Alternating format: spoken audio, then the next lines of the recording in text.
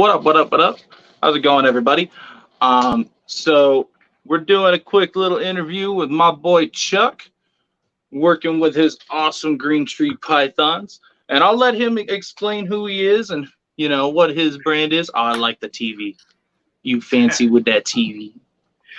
You get the countdown going. I was panicking. I was like, rewind. Your mic ain't working, brother. Not working? Yeah, it's not working.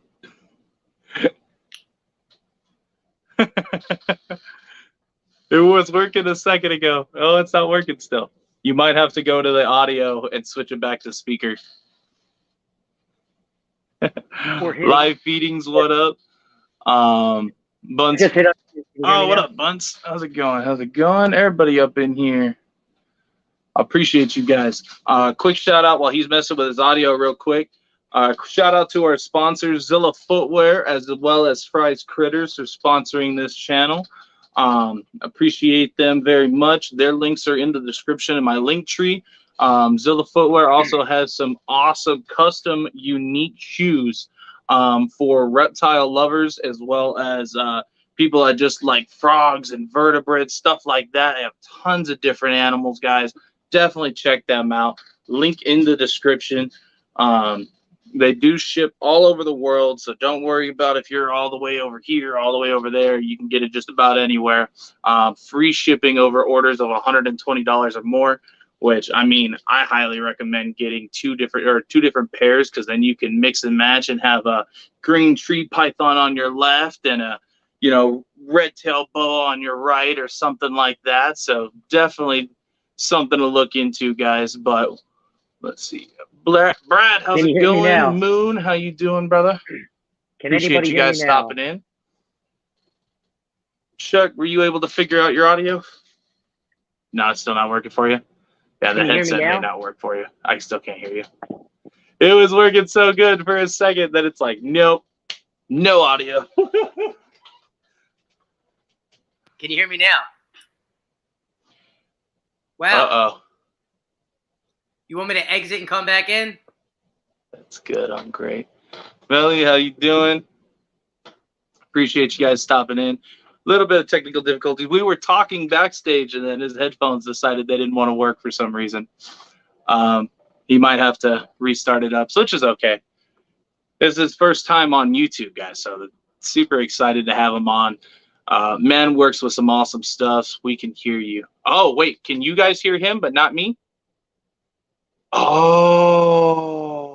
that might be a me thing. Oh, hold on. Let me see. I might have messed up, guys. That's my bad. Let's see. Yep, that's exactly what it is. My phone.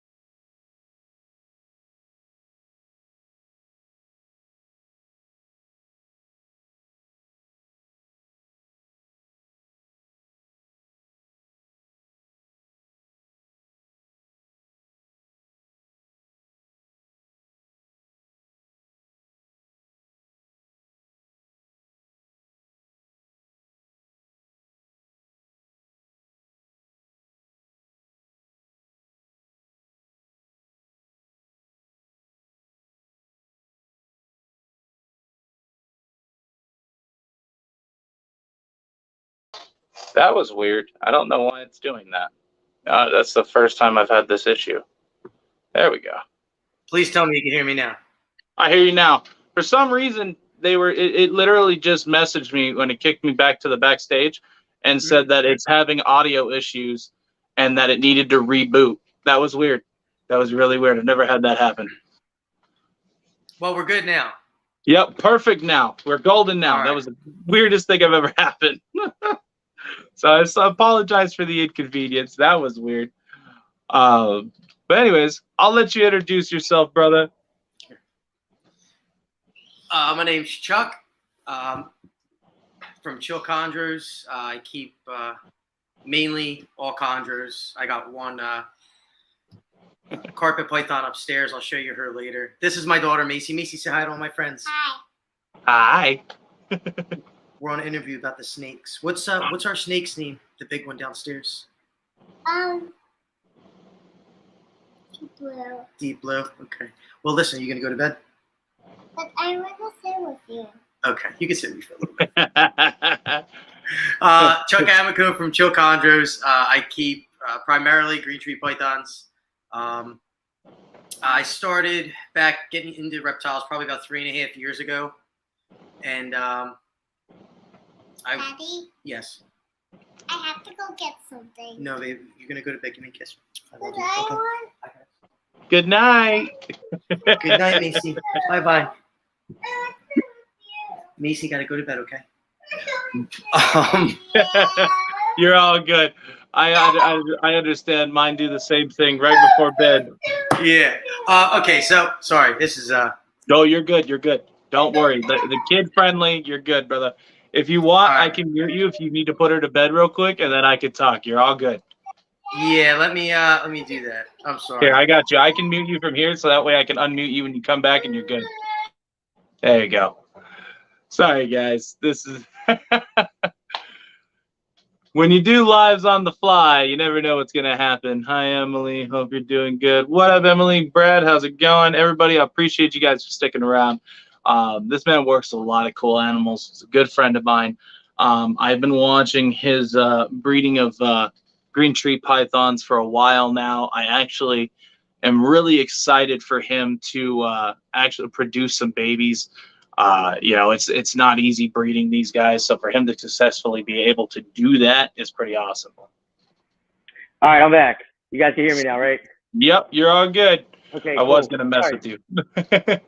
All right, so I guess about 3.5 years ago, I got back into reptiles. I hadn't kept anything for quite a while. I moved out, got married, moved into my own house, and just focus on just getting my house together. We bought a decent sized house on a big property, but it was just a really big piece of crap. Foreclosure. So we've been fixing it up. That was basically my main focus. I was at my regular job, and one of the properties that we actually patrol. I'm a police officer, so one of the properties we patrol, I walked in there, and they have this. It's actually the Liberty Science Center in Liberty State Park in New Jersey, and it's kind of like a got a lot of science things in there and animals, and they had this. They still have it's a cube, and it's divided right down the center, corner to corner on a diagonal, and on one side is a green tree, on one side is a northern emerald tree boa. Oh, wow. And it's cool, yeah. So I had a green tree years ago, and everybody's first green tree when they're younger, you just have a terrible experience with it. And I said, you know what? I want one of them for downstairs in my bar. And I started talking to my wife, and I said, you know what? I think I actually want to buy a bunch of these and maybe like do this for fun on the side and see if I can kind of breed them. And it's been a journey ever since. I've lost a couple animals along the way. I've learned a lot, done a lot of research, talked to a lot of people. And this year could be the year that the hard work comes to fruition. So we'll see. It's getting exciting. It's getting down to the wire now. I'm super excited for you. When you showed me that female on Instagram, it was last week, I believe. She looked nice and plump, and I hope that I remember watching the videos that you'd taken of the male trying his hardest to get with that female, and I hope it finally paid off for you. I'm really excited for you. I mean, it's pretty awesome. I mean, I've only been able to successfully do it 1 or 2 times, and I've been keeping green trees for a few years now. So for you to see others do it is really cool for me. I like seeing other people being able to work with pretty, I wouldn't say hard animals to keep, but like trying to get them to breed for sure it's pretty challenging when you have to match everything that they're doing out in the wild and then put that into an enclosure is just really hard. Especially when not a lot is really known on how it all goes out there. Right. Yeah, it's a couple of my animals are captive breds. I have a couple wild caught, and they call them farm raised, but yeah, it's about the same. It's about the same.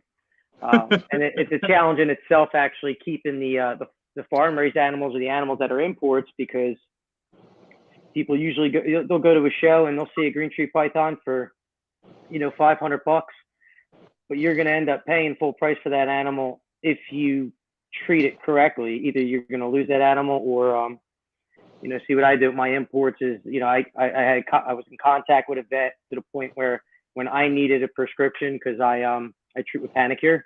Mm-hmm. Just Panicure is just an anti-parasitic medication you just inject into the prey item and do treatment trials of that. I do that annually now, but I can call my vet up and he calls the pharmacy and I pay the pharmacy directly, and they mail order ship all the medications that I need. The only thing he does is he just calculates the dosage of what I give them when I give them the gram weights of my snakes. And it's nice I don't have to bring my snakes to the vet and stress them out and take them out of their enclosures.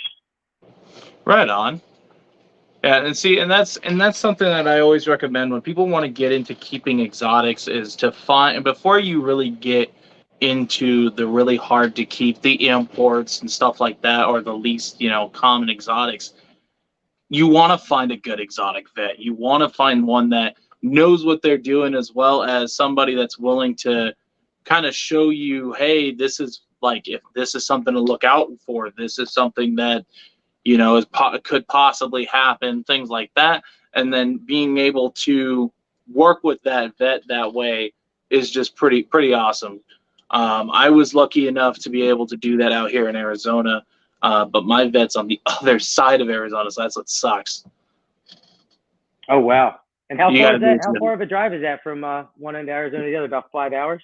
So so one side to the other, I think it's like a 6-hour drive, because tip of Arizona all the way down. But so from me, I say the other side, but it's only like an hour and a half drive one way, so about 3 hours round trip. Because he's out in Dove Valley and I'm out here in deep Rainbow Valley Buckeye, so I'm like far. Because we're out here on farmland, middle of nowhere, so I can literally go outside, take like a mile drive to like mountain area and find a ton of rattlesnakes.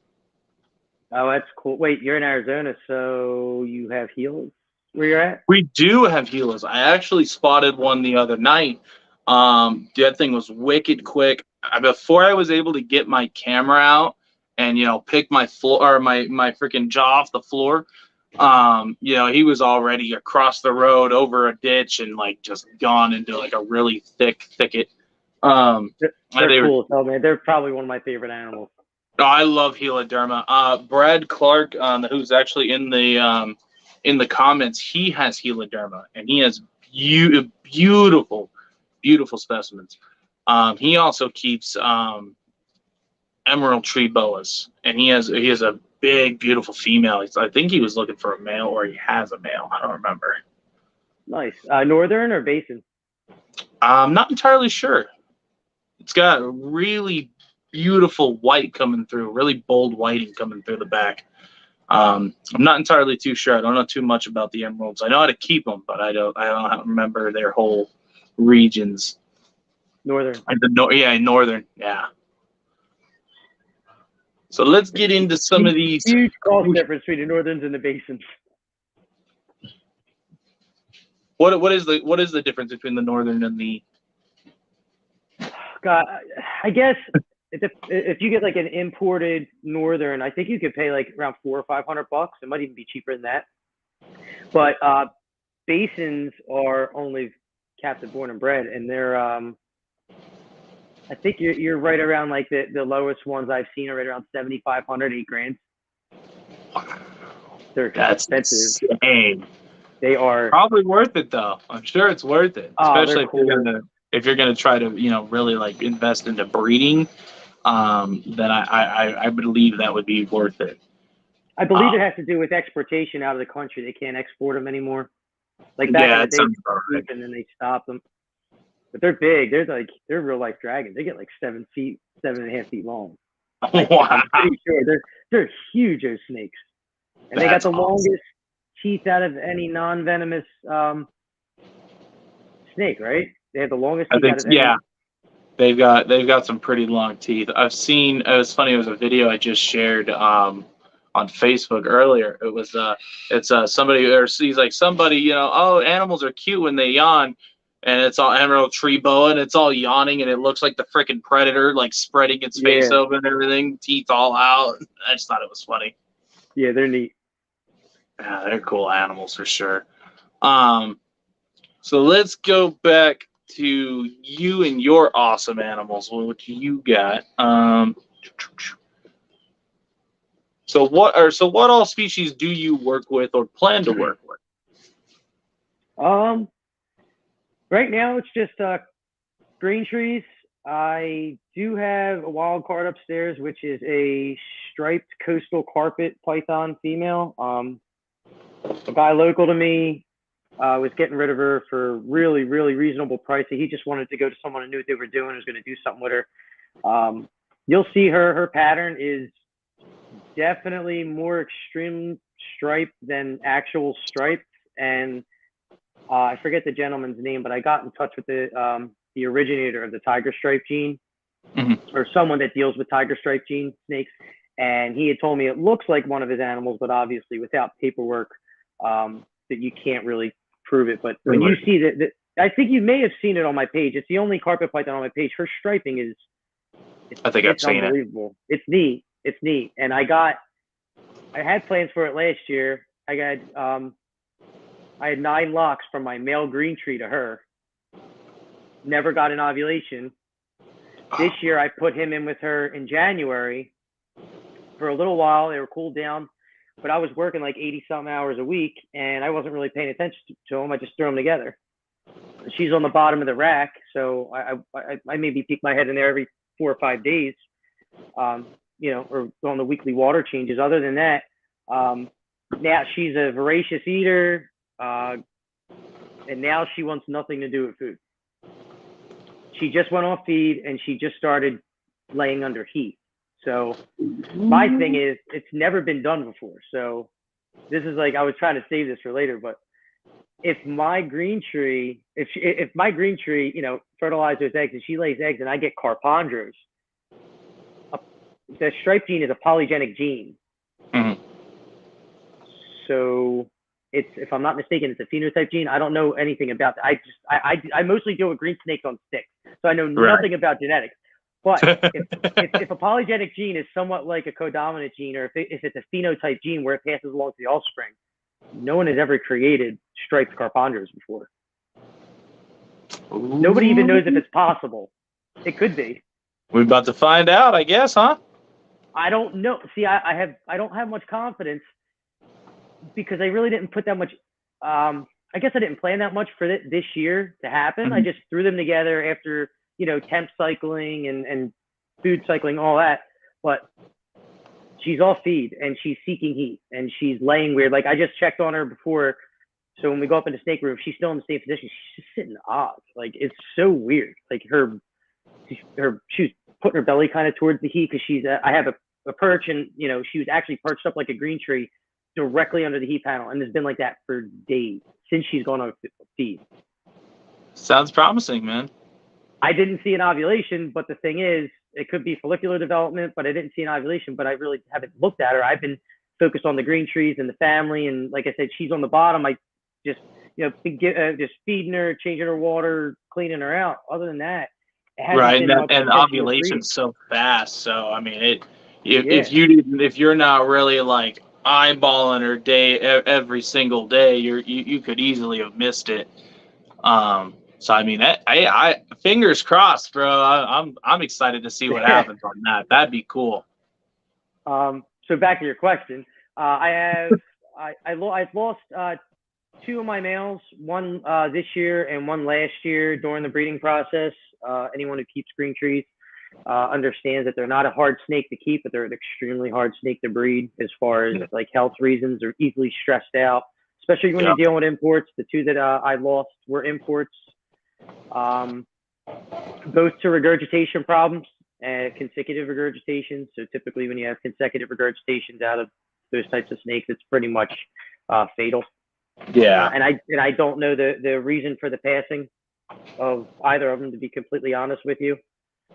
Definitely weren't RIs or anything. They were just regurgitating their food, and they were just the normal feeding. Some just don't do well in captivity. A lot like I mean, I don't want to change like topic on animals, but like, you know, I have Crotalus atrox, the Western diamond rattlesnakes, and I'm releasing two of them because they're not doing well in captivity. So they'll go right back from where they were field collected. Were they field? They were field collected. Now is that legal? I mean, that's pretty neat. In Arizona, it's legal. You can field collect as long as you have a hunting license. You can also only keep venomous if it's native to Arizona. And then as long as it's not any of the protected species like the Heloderma, which is the Gila monster, the twin spotted rattlesnake. There's a few rattlesnakes that are on that list as well. But those rattlesnakes, they're protected because I mean you're lucky if you find them at all, type thing. Right. And so that's just the thing with that. But I mean, you in Arizona, as long as you have a hunting license, you can keep and field collect 4 of every species of rattlesnakes that isn't protected. So you can have 4, you know, Atrox, 4 Mojave Greens, things like that. So yeah, it's a lot of fun, but it's trial and error. Like I have 3 right now, so I got a room for 1 more on my permit. But I'm only going to keep 1, and that's Karen. A lot of people that have been on or that are in the comments and stuff know who Karen is. She is she's a medium-sized female. She's still a bit, or I'd say a juvenile.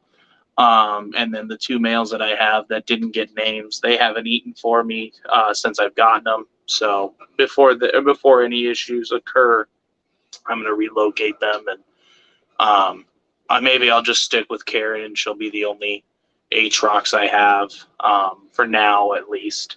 But yeah, that's the only thing I've realized with when it comes to imports and wild caughts or field collected is some do really well. Like Karen, she's eaten 3 times for me, 0 issues whatsoever. The other ones were caught after her and still won't eat. So it just depends on the animal. Some thrive, some just don't make the cut. Right. I have Heloderma Spectrum, Utah Banded Gila Monster. Oh, that's cool. Yeah. Neat animal. Yeah, they're really cool. I love having them on and showing when he shows them on or shows them off. They're really cool. They're really chill too. Like they don't like try to whip around and get them every chance they get. Like he's not. You can tell he doesn't have to apply much pressure, but he doesn't just open hand them or anything. He's got his bite gloves and everything when he handles them. Right. So it's pretty cool having him on. But back to the whole green tree. We go off topic so much. It's all good. Let's see. So what is your... let me see. That's the wrong question. Already asked that question. So how did you get into this hobby? I think you may have touched a little bit into it. Yeah, so when I've always been into reptiles. I got my first ball python when I was like 6 or 7 years old. My parents bought it for me. And ever since then, I worked at a pet store. It was my first like legitimate job on paper. And then me and my best friend, we just started keeping just a ton of animals when we were 18, 19, 20 years old. And then we vended a show or two. Like we would just get, we would just go around the show and just buy stuff in bulk. And then just a reason to go out on a weekend and and stay up by Hamburg, Pennsylvania. Used to vend the Hamburg show, and just got out of everything. We got older. We turned 21, started going out to bars, and got interested in hanging out with girls and dirt bikes and whatever. And I don't know. Now that I have my own place and I've been working on it, trying to make it nice.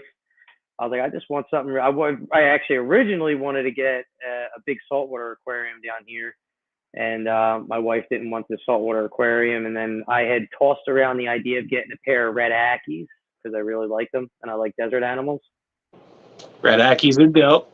Yeah, and then that's when I was hunting for it. I went on that. I saw that exhibit. And I saw the green tree, and I was like, oh my god, this is like perfect. I mean, what better piece of artwork to display in my house that's going to be alive than this? It's never going to go in a hide box. It's gonna hang out right in the wide open. And then I wanted a cohab for a while, and then just doing my research, I found out that it just wasn't a good idea. Some people, very rarely do people cohabitate, opposite sex animals or have any luck breeding them. So I told my wife, I was like, I think I'm going to invest in a small, breeding colony, something manageable where I can do it upstairs when, everyone goes to bed. And that's what I did. And that's where I'm at now. And what's today?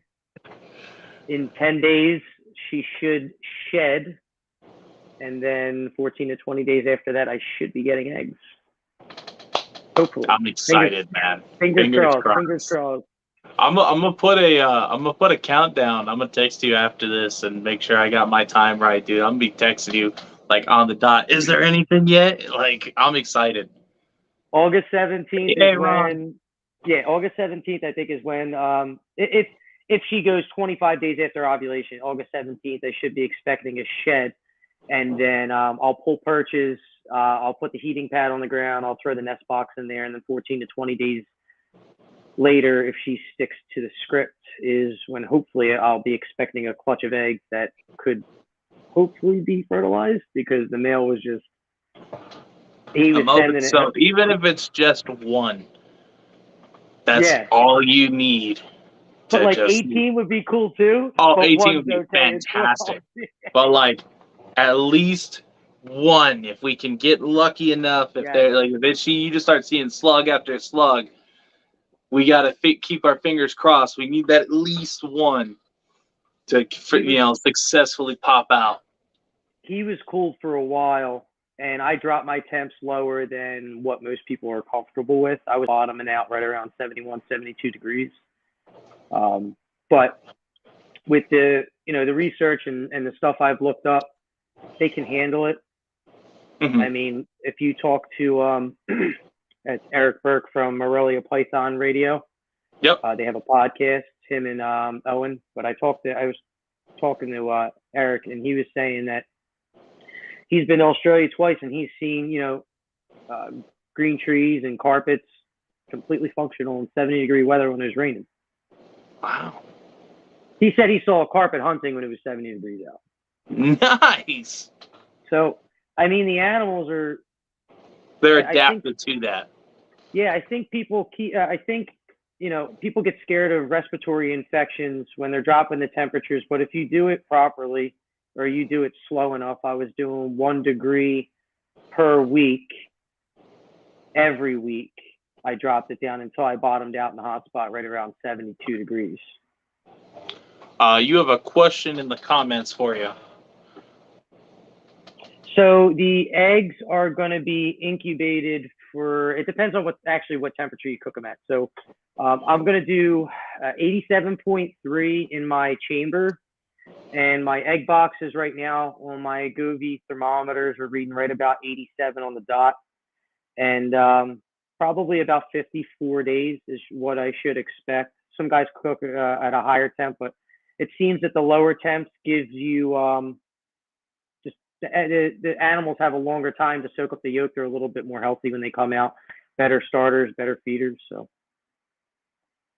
they come out nice and plump. So it gives you more time to get them to try to eat too. 1 second.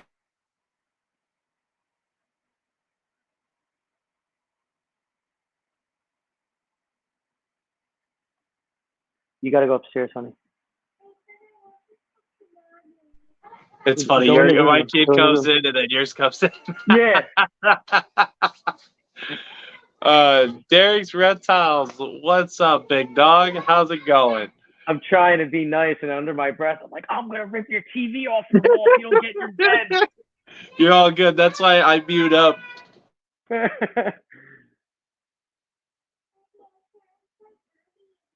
Mommy's probably outside, honey. Oh, man. Kids. So Brad said all my herps brewmate at 55 to 60 degrees. And that is Fahrenheit. But he has quite a few different things. Does he have diamonds? I don't I know know. diamond pythons are kept cold, like real cold.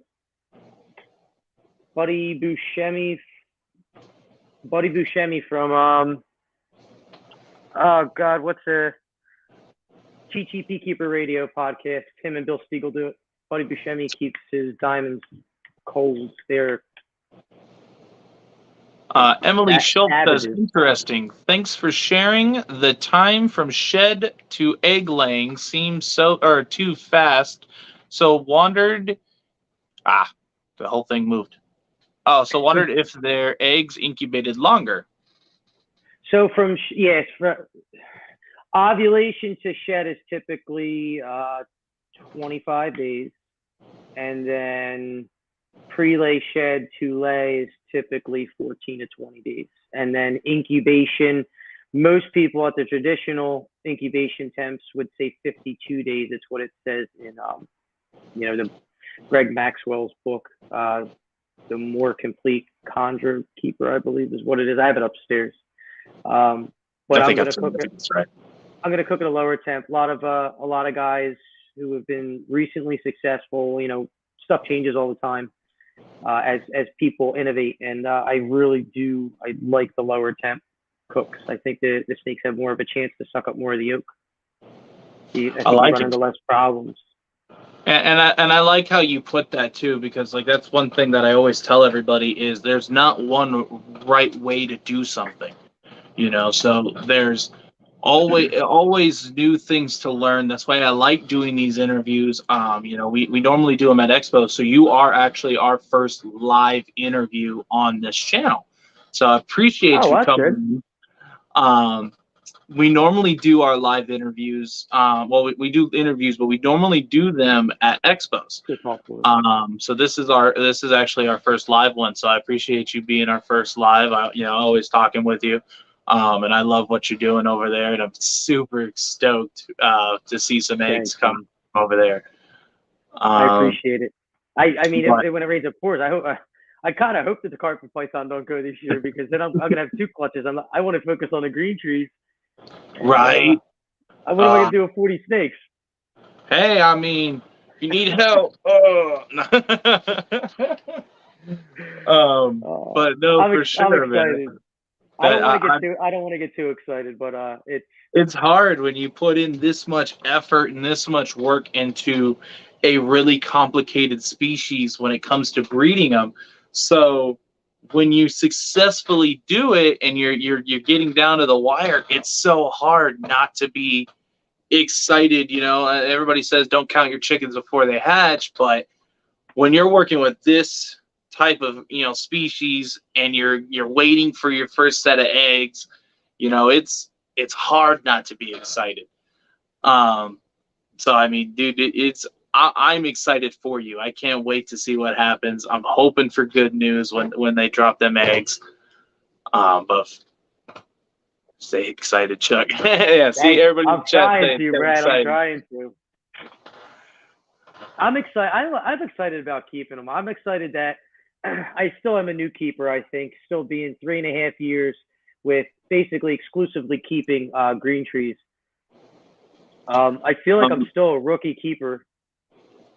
We reading what he posted? No. I'll let you finish. That can stay for a second. You're good. Just you finish your thought. Yeah. I'm excited. I kind of ignored them for a little while. I just basically fed, watered, and didn't appreciate them. I took care of my snakes, but I didn't appreciate them. I picked up a second job after our second child came, and I was literally working 80 hours a week, 84 hours a week sometimes, 712s. And I'm glad I've now since kind of lightened up the workload. I don't really work at the second job anymore. I picked up only like a couple of shifts of overtime a month now at my regular job. And it gives me more time with my family, which is nice. My oldest is 4, my youngest is a year and a half, and they're getting towards the fun age where I'm really enjoying spending time with them. And now my oldest is really interested in the snake. She always has been, but now it's just exploded since we had the ovulation, and me and my wife were talking about it in front of her and stuff like that. And she's telling me that they're going to be her snakes. She wants to hold them on her finger, and it's something I really want to share with them. And that's awesome. It's hopefully something I can pass down, and hopefully they're really interested in it. It's something hopefully that I can still get interested in, because I've never done it before. So hopefully I like it if I'm able to be successful. I like that, because like that's why I started Rodriguez Reptiles. Is my eyesight will be going out soon. I was told I was going to be blind by the age of 30. And it's just because the back of my eyes are deteriorating and stuff like that. But I mean, it is what it is. So I wanted something that wasn't a ton of work, but wasn't like more work than reward. And I mean, not even just, the profit side of this, but it's very rewarding when you put all this work into feeding, cleaning, watering, handling, maintaining what you need to do with these animals. And then, eventually pairing them up, when you're raising something from a baby all the way up until it's an adult, breeding it, then watching the cycle go through, and then finally getting those eggs. There's you get that little bit of like encouragement every time you get like you see those pearly whites. But then once you start seeing those slits in the eggs in the incubator, and you start seeing babies start coming out of the egg, it's all the more rewarding. I hate not being around seeing the animals come out of the eggs. That is my biggest thing. I love watching the animals come out. I love watching them, see them take their first breath is pretty awesome for me. That's cool. I've never produced anything, by the way. This would be the first thing I've ever produced. I've never bred an animal. That even makes it more exciting, man. I definitely picked one of the harder things to do, to say the least. I definitely didn't pick the easiest animal to start with. But, ain't that the truth? Everyone always asks me, every time I talk to somebody, they thought it was going to be instant. Like, oh, how's the snake breeding going? How many have you made in the last, it's been a couple of years, right? I'm like, yeah, like I made -2 so far. I'm down 2 animals. I haven't made one yet. You're like, I'll get there. You get there. You just got to keep pushing forward and keep it going, man. And, just keep running with your passion and getting the kids involved. I support that 100%. My kids are involved in everything we do. If I decide I want to work with a new species, I'll sit down, I'll talk with my wife, I talk with my kids. I ask them if they think it's good. Granted, my kids are only 5, and the other one is, I think she's 6. Yeah, she's like 6. Lucian's going to be 5. Malia's 6. Hey, but Malia, she's my older one, our oldest, and she's very smart for her age. And when it comes with reptiles, I feel it helps like with her focus and things like that. Like she'll sit there, she'll tell you this is like, what 6-year-old do you know that's going to look at a rattlesnake and tell you that's a venomous snake and that it's not don't touch it. Like she cool. Loves going herping, dude. And what's crazy is we took somebody who's never been herping before, never gone out, doesn't know didn't even know what herping was. And I told them, we took them out, they found some rattlesnakes, and they kept saying it's a venomous snake and trying to educate her. And she's like, no, that's a venomous snake. She's all, that's a rattlesnake. It's venomous. And she's correcting an adult. And that's so cool. And she's only 6. So I love getting her involved in stuff like this. And so when we do our pairings, everybody's like, oh, you make some weird pairings like for ball pythons and stuff. I'm like, I'm not the only one making them. Malia looks at the animals, and if she likes how this one looks and this one looks, she's like, hey, let's pair them together. So then we just have some random stuff. That's how we got cool. That's neat. the pastel leopard gravels. I don't want pastel leopard gravels, but she sure as hell liked the pastel and the leopard and the gravel. So she's like, let's do it. That's cool. That's neat. Let's see. Okay, so back to the one question. I feel bad because I know he asked it a little bit ago, but we got into that rant. So is it true that sometimes, depending on the imports, you have to feed birds for the green tree pythons or emerald tree pythons? Or emerald tree bubbles, sorry. I can't speak on the Cratalis. I don't know much about the like when you're getting that specific. It would only be northerns because basins can't be imported. So I don't know. When it comes to green trees, it's not necessarily the imports that are the issue with feeding birds to. I've heard some of the old school guys saying they would go out and catch little like anoles and stuff like that and feed them lizards. But in reference to the birds, if you have an animal that won't feed, or most common is going to be the neonates, the newborns.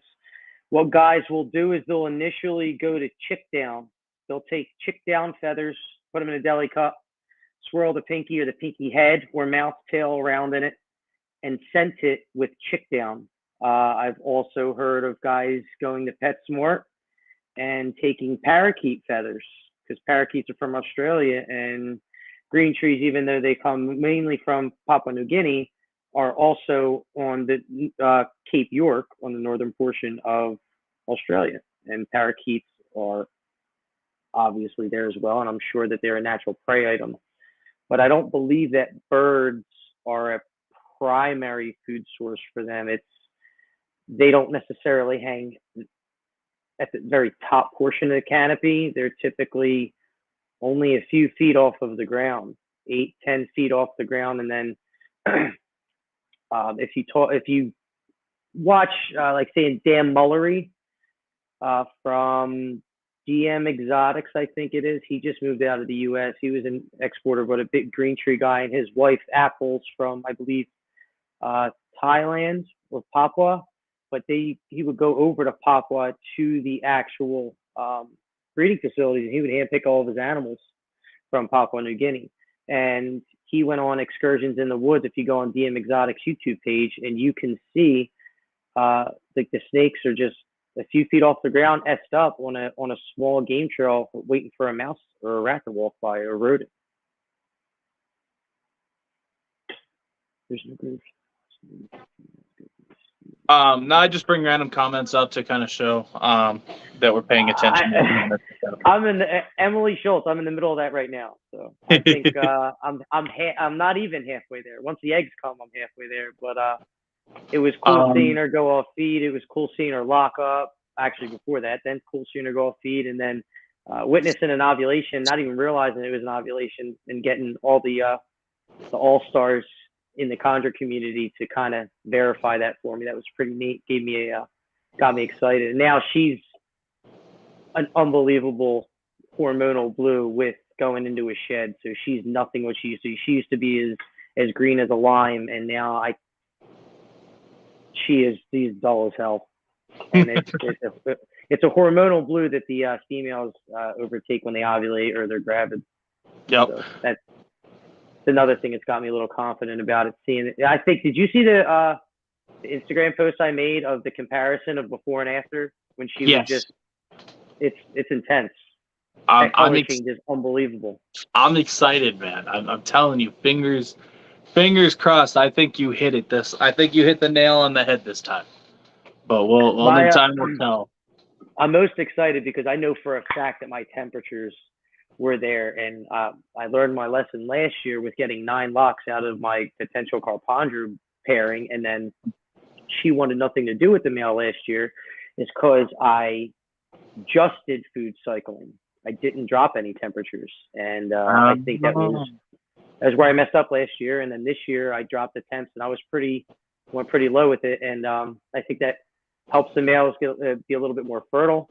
And it actually made her drop her tail. She almost didn't want to drop her tail for him until like the last 10 days, and then they locked up for hours every single day the last 10 days. Once we hit low temps. I'm excited, man. That's so cool. Let's see. Yes, kids love the reptiles 100%. My boy was more excited than me probably tonight when we finally hatched out our first leopard geckos of the year. Finally, yo, That's cool. Cody, congratulations, bro. That's so Congrats. awesome. I see. I like having the kids around. Like, my son Lucian. Everybody knows Lucian. His favorite animals that we have in the collection are our tortoises. That's his huge thing. Even when we went to go see Jay over there at Prehistoric Pets, that's all Jay has. Alligators, everything else, monitors, huge snakes. Lucy didn't care. He's like, no, I'm gonna hang out with the turtles. I'm gonna hang out with the tortoises. You guys go do your thing. I'm gonna go feed these things. And like that's all he did the whole time. Like even Jay even pulled out a albino alligator, baby little albino alligator. And Malia, my oldest, got to hold him. I got to hold him. And then Lucy was like, no, that's cool. I'm gonna go feed the tortoise though. Okay, bye. And he just walks off. And he's out of here. Like he's straight. He grabbed his little cup full of lettuce and carrots and took on his way. And that was one time to figure out where Jay keeps his lettuce. Oh, he started leading us around after he found out where Jay kept the lettuce and where the carrots were. He started leading us back to refill his cup with lettuce and stuff. And Jay's like, he already knows where he's going. And I was like, yeah, dude, I guess it's follow the leader. And it was fun. It was a little fun time. But that's so cool. Doing that. And so anytime we get close to hatching out tortoises, I normally let the females incubate or self-incubate the eggs outside when they bury them. A lot of times I won't excavate. Now, if I see they're laying them in a bad area and I catch them laying them there, then I'll catch them and kind of move them inside.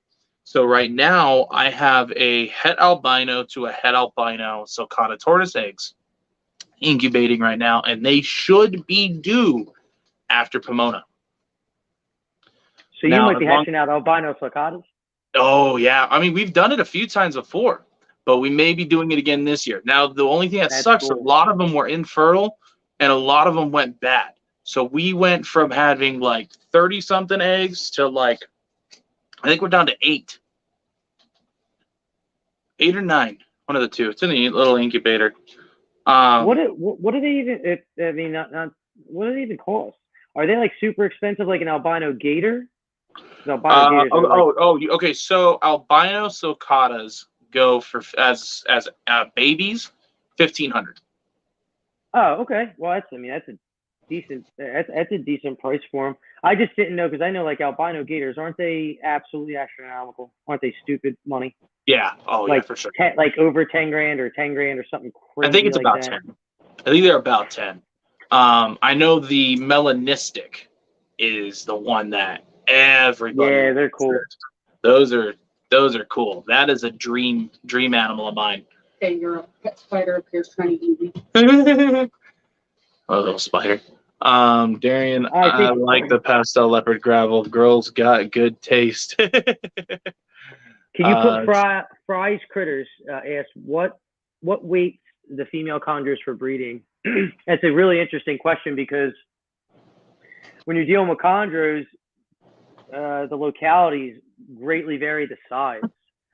So you can have something as small as a Lere or like a Manaquari locality, and like I don't have those two localities, but I believe that like an acceptable breeding weight for something like that for an adult female would be like 600 grams. I could be mistaken.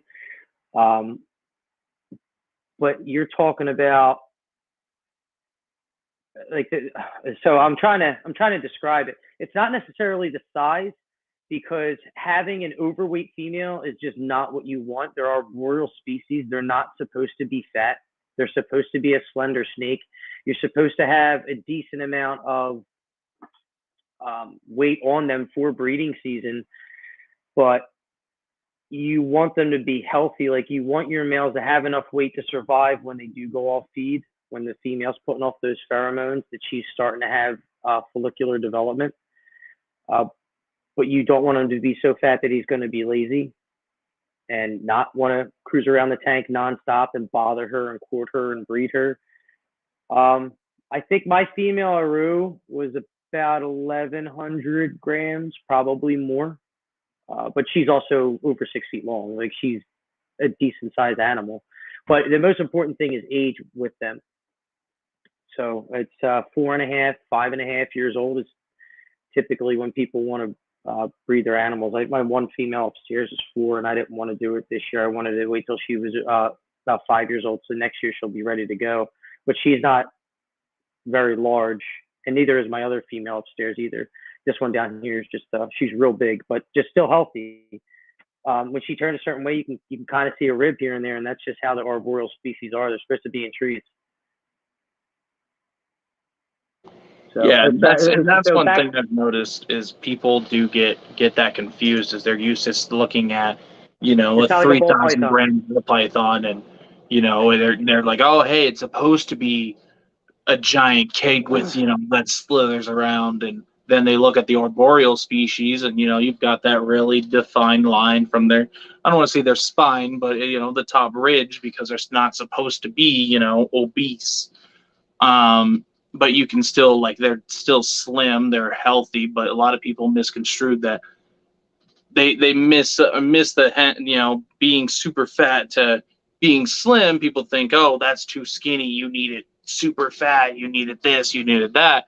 And I see that a lot with arboreal keepers, when they post videos and stuff of their animals. There's there's always one person that, you know, gets a bearded dragon from like Petco and knows everything, and was like, that's too skinny of a snake. yeah. I see that a lot with arboreal. And I was going to ask you about that. Have you had that issue posting any of your animals? Have you had that where somebody, you know, that doesn't work with arboreal come at you and be like, hey, why is it that skinny? Not yet, but I'm expecting it, because even when I show you this female now, she has. Nobody on here is going to say nothing. Everybody on here understands. So for, you know, if people don't know, you're taking an animal. She had good weight to her. She's healthy. But you're taking an arboreal animal, which is supposed to be a healthy, muscular, slender animal. They're not laying on the ground in a hide. They're climbing nonstop. They're perching nonstop. They're constricting, wrapping while hanging upside down and eating without touching the ground. So they got to be muscular. They're not supposed to be fat. They have fat reserves that, you know, that basically cause them not to look anemic or emaciated, but they're still a slender animal. So my female behind me hasn't eaten in a couple months. She's believed to be gravid. I'm 99% sure she's gravid. So she developed egg follicles, fertilized them with the male sperm, and now she's growing actual eggs in her using nothing but fat reserves. So the snake that you're about to see, she will look a little bit thin. You're definitely going to see ribs. But when they lay, they almost look like they're on their deathbed. Right. They look bad. They look bad when they lay, but that is, you got to understand, these are captive animals that are getting fed every 10 to 14 days, or every, say, 21 to 30 days, depending on the prey item and the size of the snake. How often is that animal going to eat in the wild? Those wild animals are not the size of these captive animals, and they don't have the weight or the fat reserves or the nutrition that these animals have. We can, boost up supplements and soak them in Pedialyte so they have electrolytes in them and everything. Right. Out in the wild, they're eating I don't even know. Whenever something randomly flies into their way, or they randomly find something down low. I mean, they're at the mercy of the prey item being dumb enough to get close and them being quick enough to catch it. I mean, it's how the nature works. And with arboreal species, it's a little tougher. And I definitely get it, because I used to breed Amazon tree boas. And Amazon tree boas, I mean, they're not a fat snake. They're not even a huge snake.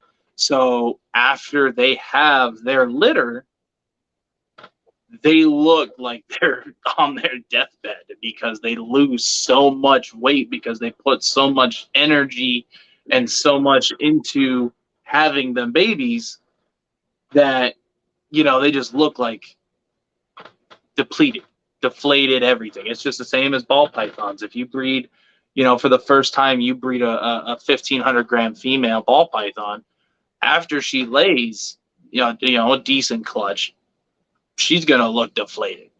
I mean, there's no way around that. And so it happens, you know, especially when animals like an arboreal species goes off of food for a little while. You know, you tend to notice that, and a lot of people notice it. You know, they take the calcium, they take the fat reserves and everything to put all that energy into making all those pearly white eggs. Yep. Let's see. Fry said, thank you for answering his question. So let's move on to the next thing here.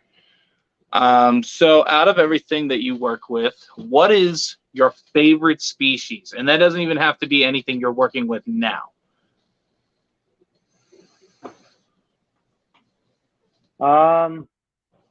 Man, so favorite species would definitely be a Gila.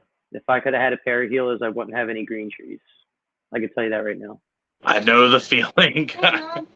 But I legally can't keep them here. Jersey doesn't allow that. Man, I got, oh God, I like hots a lot. And I never really liked them, and I've more recently really started to like them, but I am really into elapids. Like, I love an inland taipan. I love a red-headed crate. I love a black mamba.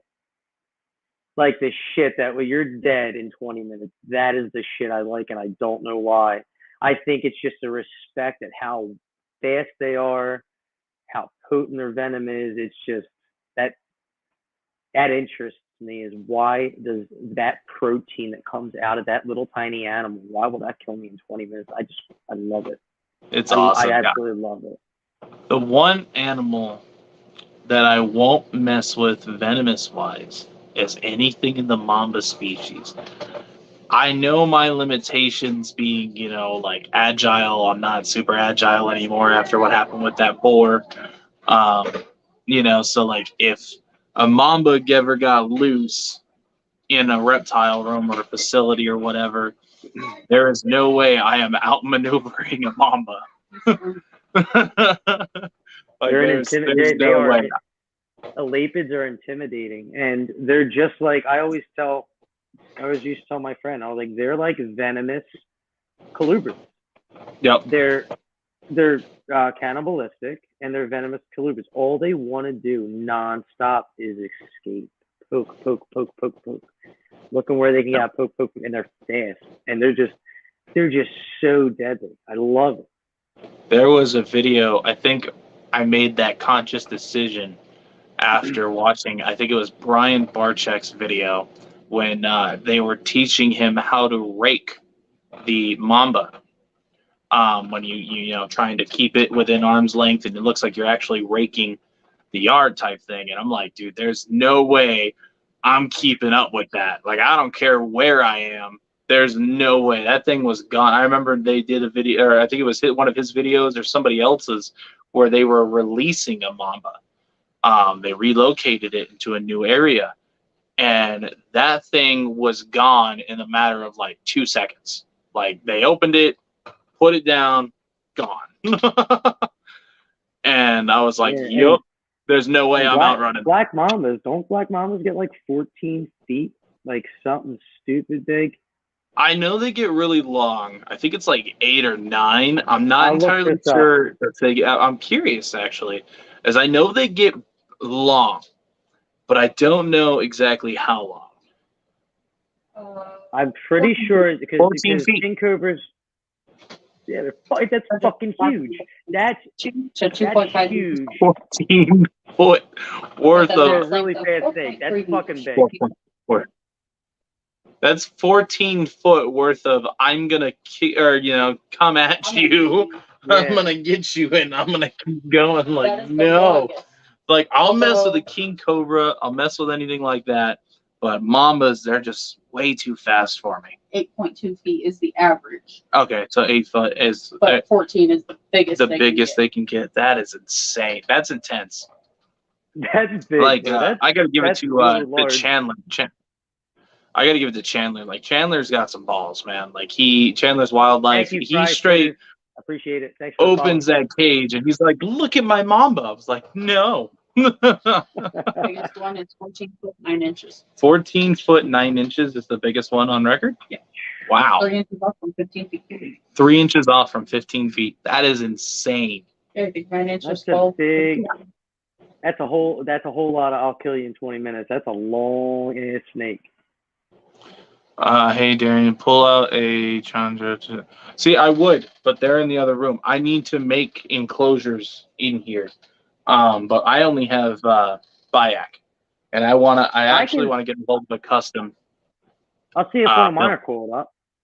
Yeah, if you want to. Yeah, so I'll start with the star of the show, Deep Blue. King Cobra. Yo, get this, ready? 1.8 Deep Blue. 8 feet.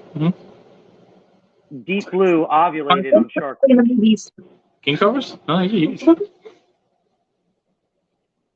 Oh, look at that. So you can see she's just blued over. She's starting to opaque up a little bit. Trying to You might want to open the glass just a little bit so we don't see all the green. What snake kills the fastest? Mama. King Cobra. Is it really? Oh. And that's I don't want to bother too much. Right. Large volume and the potent neurotoxic venom. Yeah. Stops How's the that? Is that good? Can you see her real That's well? beautiful. Here, I'm gonna solo you out so everybody can see it. Perfect full screen. Look at that.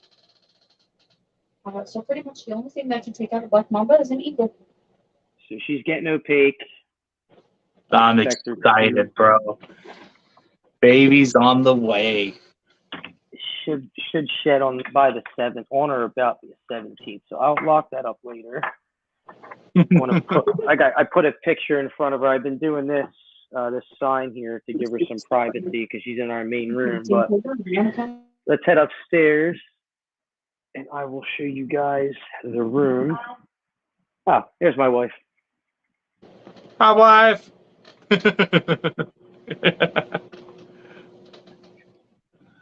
She's a saint. Was she red or yellow neonate? So she is an Aru locality type, and Aru locality types are only yellow neonates. They do not. You kind of cut out. I don't think anybody heard that. Can you hear better? You're kind of like I hear every other syllable. Really?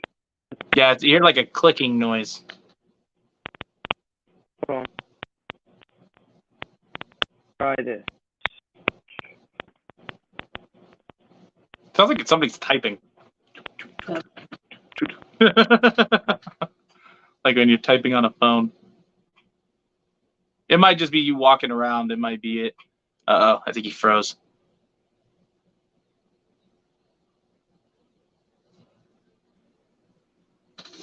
Uh-oh, there we go. Better? Perfect. Okay, I had to switch Wi-Fi. Okay. So she is a Deep Blue is an Aru locality type, which is one of the two biggest Arus, are the two largest green tree python locales. But Arus are only yellow neonates. They do not produce red neonates. Nice. So she is obviously a reds. yellow.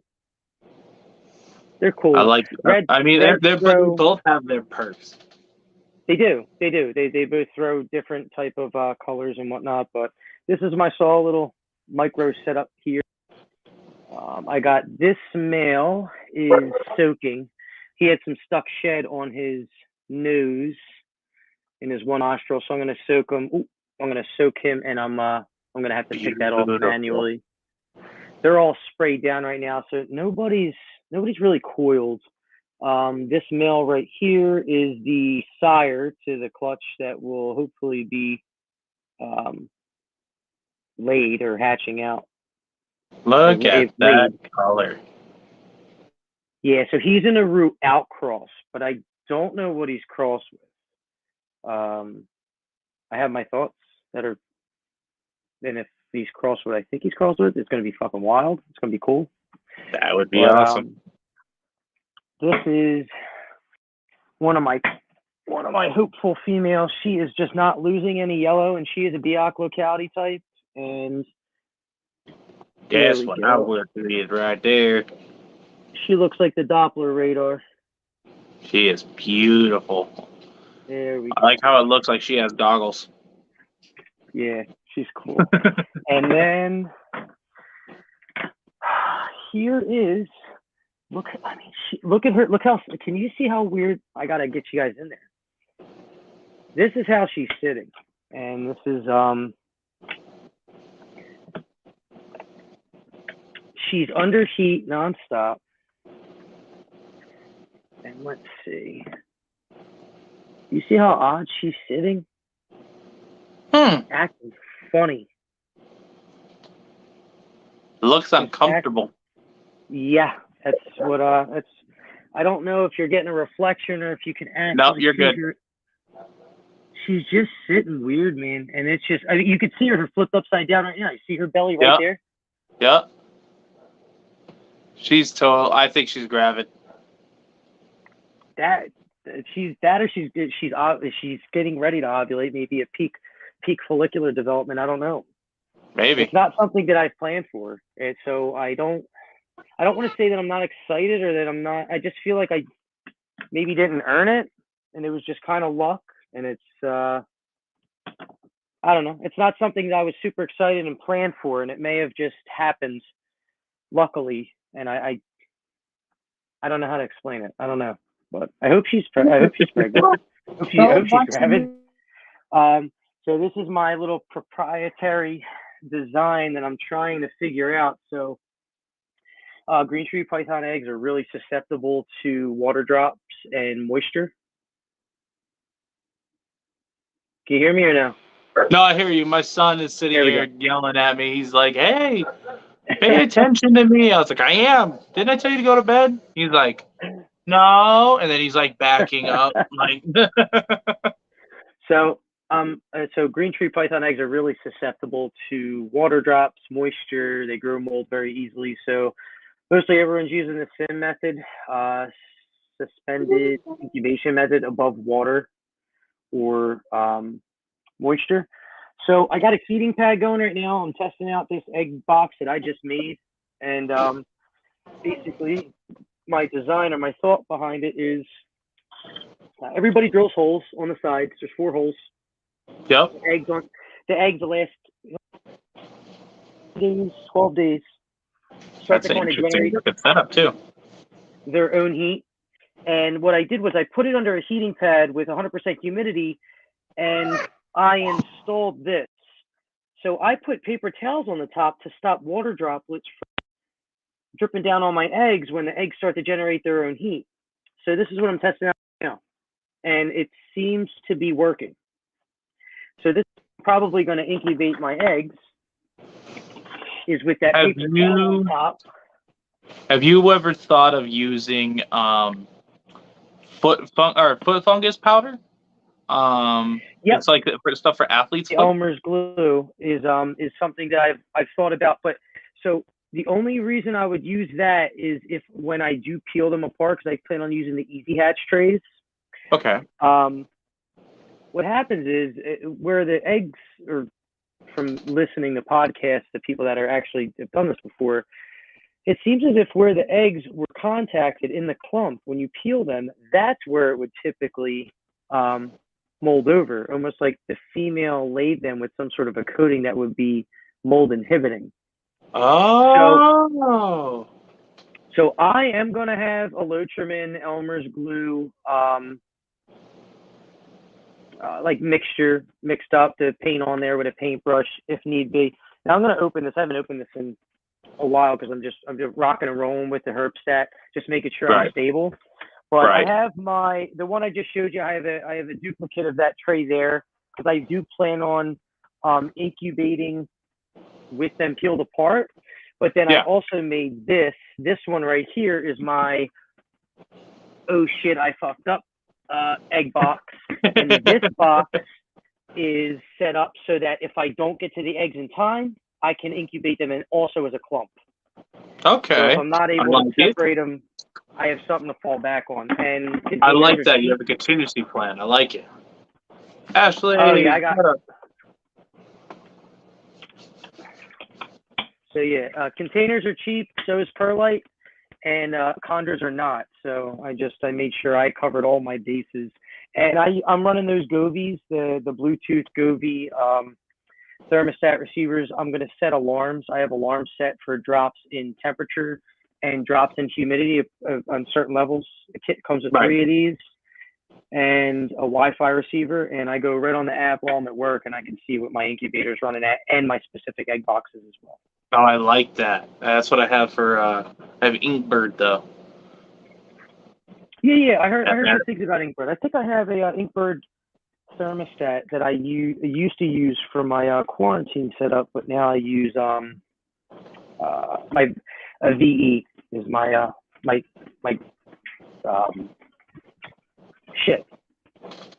quarantine setup now, because I use my my regular stuff is Herpstats. I like Spider Robotics. I like all their equipment. I think it's decent quality. So Fry had said I have heard of that before, where each egg or where eggs touch, they become prone to water at that point.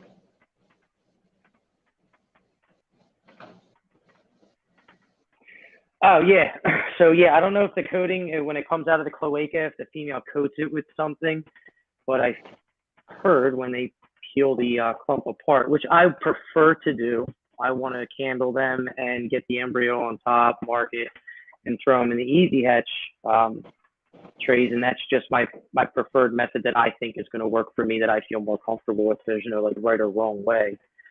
Right.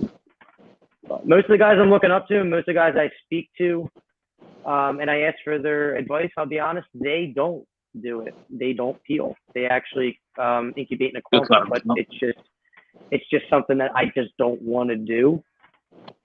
You just don't want to take it. Yeah, it's I'm just kind of preferring to, I've come this far. I want to make sure that I'm comfortable, and I want to establish my own method. I want to do what other people have done that were successful, but I also want to make sure that I do something that makes me me and just kind of stands out. And maybe I can find out something new with, I most recently, my one snake got a respiratory infection, and I treated with a method that no one that I know of has ever used before. And I cured an RI without bumping up the heat in less than 2 days. And the snake was drooling out of its mouth and its nose and bubbling and popping and sneezing. And I literally said that this snake is going to die. So if you are a hunter, correct? You have a hunting license? So you ever hear of ozone? I can't say that I have. Okay, so I have an O3 generator. O3 is ozone. It is oxygen that you put in, O2 plus an extra oxygen molecule, which is O3. It generates it. And it's a very metallic-y smell. It's the same smell you get from like a thunderstorm when lightning strikes. Right. And what it does is O3 is easily dissipates after it's been, exposed to an unstable. It's very unstable. So after it's exposed to like a regular environment, it dissipates. But in concentrations, when the generator is continuously pumping it into a concentrated area, it kills viruses, odor-causing bacteria, everything. I use ozone on my hunting clothes. When I sweat and my bacteria from my body causes it to smell, I put it into a Rubbermaid tote or my sealed closet. It's basically like a pop-up closet for my key. I zip it shut.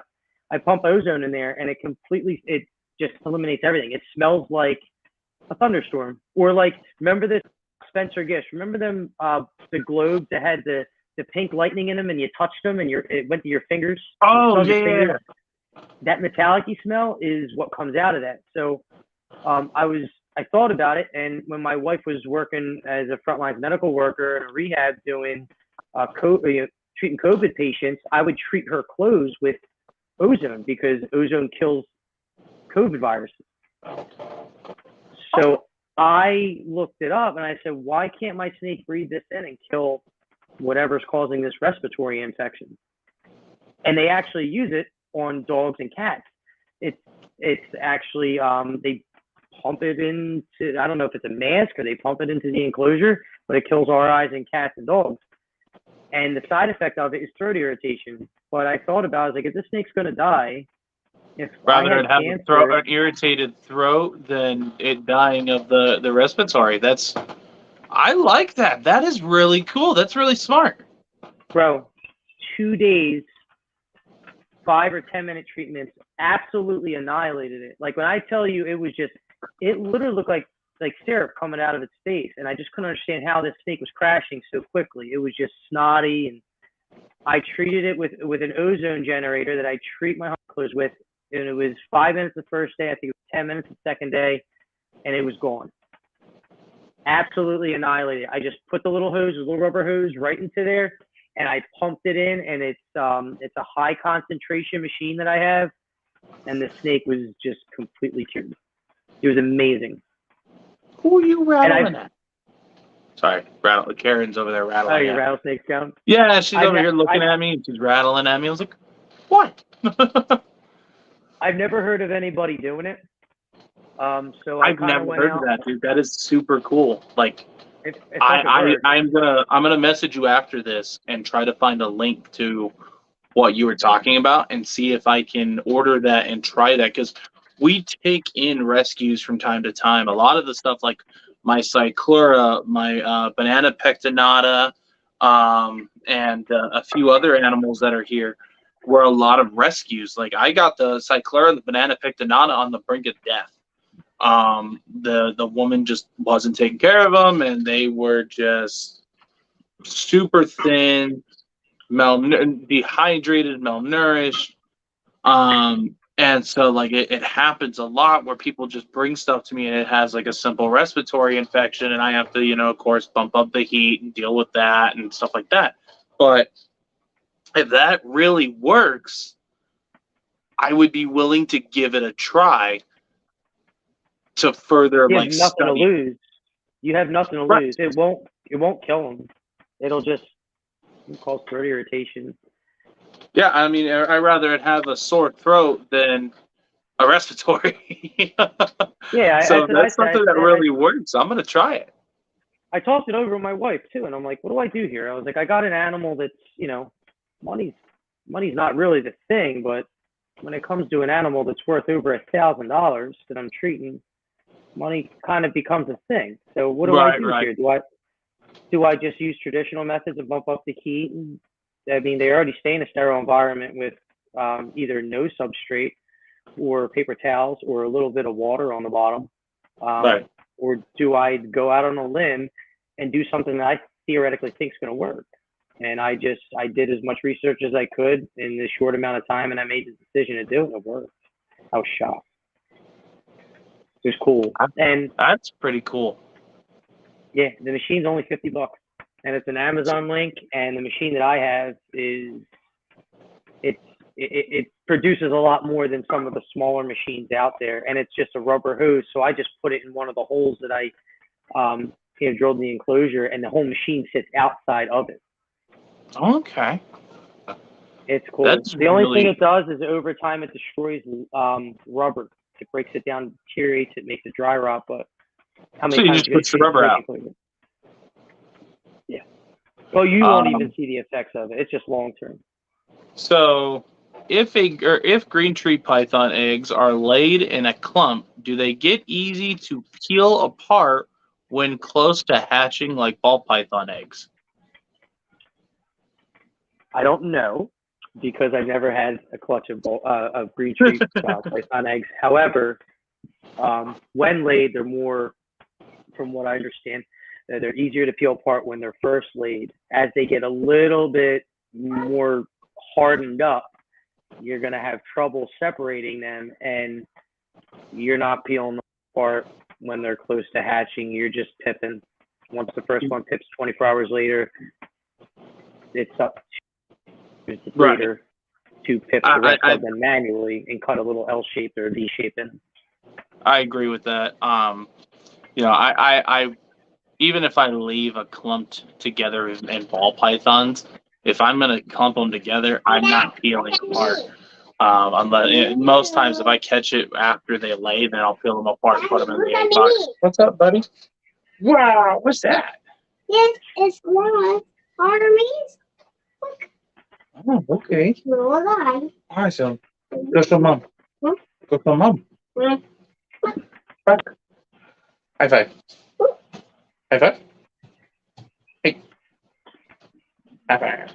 All right, go. Go. Little Lucian. He always cracks me up, that kid. Awesome. I'm glad it worked out. Yeah, that's pretty cool. I learned something new today. That's something to really look into, because I mean that could really change the way that we deal with certain things like that, like, you know, respiratory. But if it works on respiratory infections, would it work on other things? You know, like certain viruses. So it's something. Would it work on Nido? And that's kind of where my thought process was going. Nido's a coronavirus. Nido's a coronavirus, and it kills COVID. It kills the coronavirus. Yeah, so if it can do that, I don't know. Then, but maybe it kills it in the nasal cavity. Maybe it can stop short-term transmission early or transmission. Maybe, and that's my thought process is, if it works on respiratory infection, then what else could this achieve as, you know, as further studied? It can sanitize the tub. It can sanitize the surface. If you're throwing, you know, I don't know how germaphobe most keepers are with other species, but I know chondro guys are germaphobes. Everything is sanitized. Right. In between feedings, the tongs are sanitized with either isopropyl alcohol or a bleach solution. Yep. Enclosures, you're switching them out. They're getting sanitized. You're either getting them steamed, bleached, or ozoned.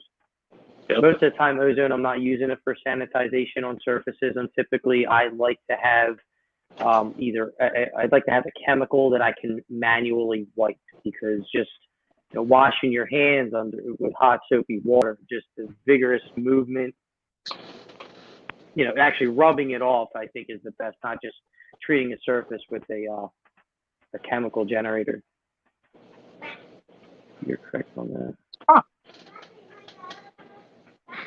Victor, what up, Victor? That's cool. Is she a green tree python breeder or just ball pythons? No, she keeps ball pythons. Okay. Victor. So are you finally ditching the birthday party, Victor, and going to Pomona? Come see me.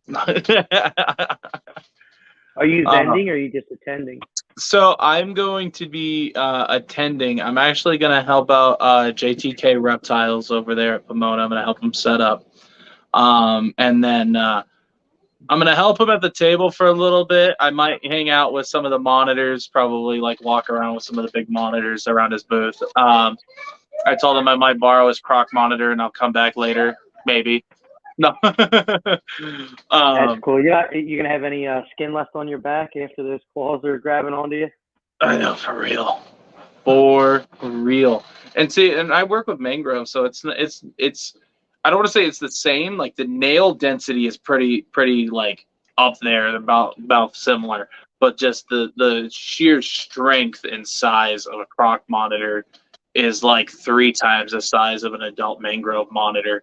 Like my big male, he's fairly docile, and he's still, every time I go in there, he wants to climb up my back when I'm like changing the water out of his. He's got a pool basically. He's got a actual water trough that you would use for like cats. And the reason I use that is they're able to or a lot of people don't know if mangrove monitors like to swim.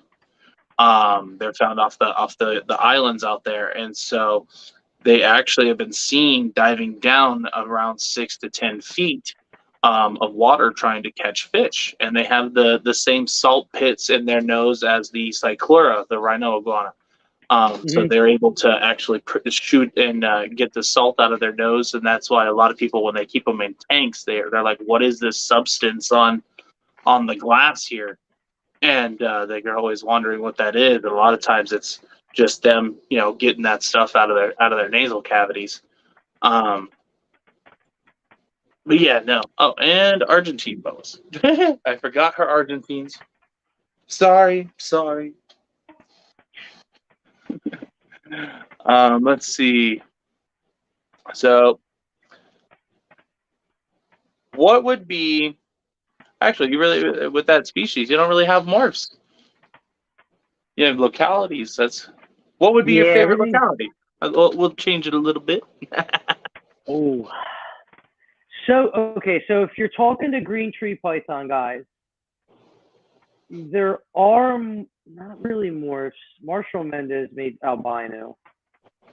But when you're talking trees, you got two different guys. You got locality guys and you got designer guys. Yep. So if you're asking me if I'm either a designer guy or a locality guy, I'm a locality guy. Okay. Designers are absolutely insane. They're fucking wild, the colors that come out of them. Mm-hmm. But I'm the type of guy that'll sit on my couch by myself, drink beer, and watch Planet Earth over and over again, or watch anything that David Attenborough narrates, because I love nature and I love to see shit out in the wild. Like, that's my thing. So if I can collect localities and replicate in like these specific localities look exactly like this in the wild, it absolutely blows my mind, because we can intervene with almost any single thing in life or nature and change it.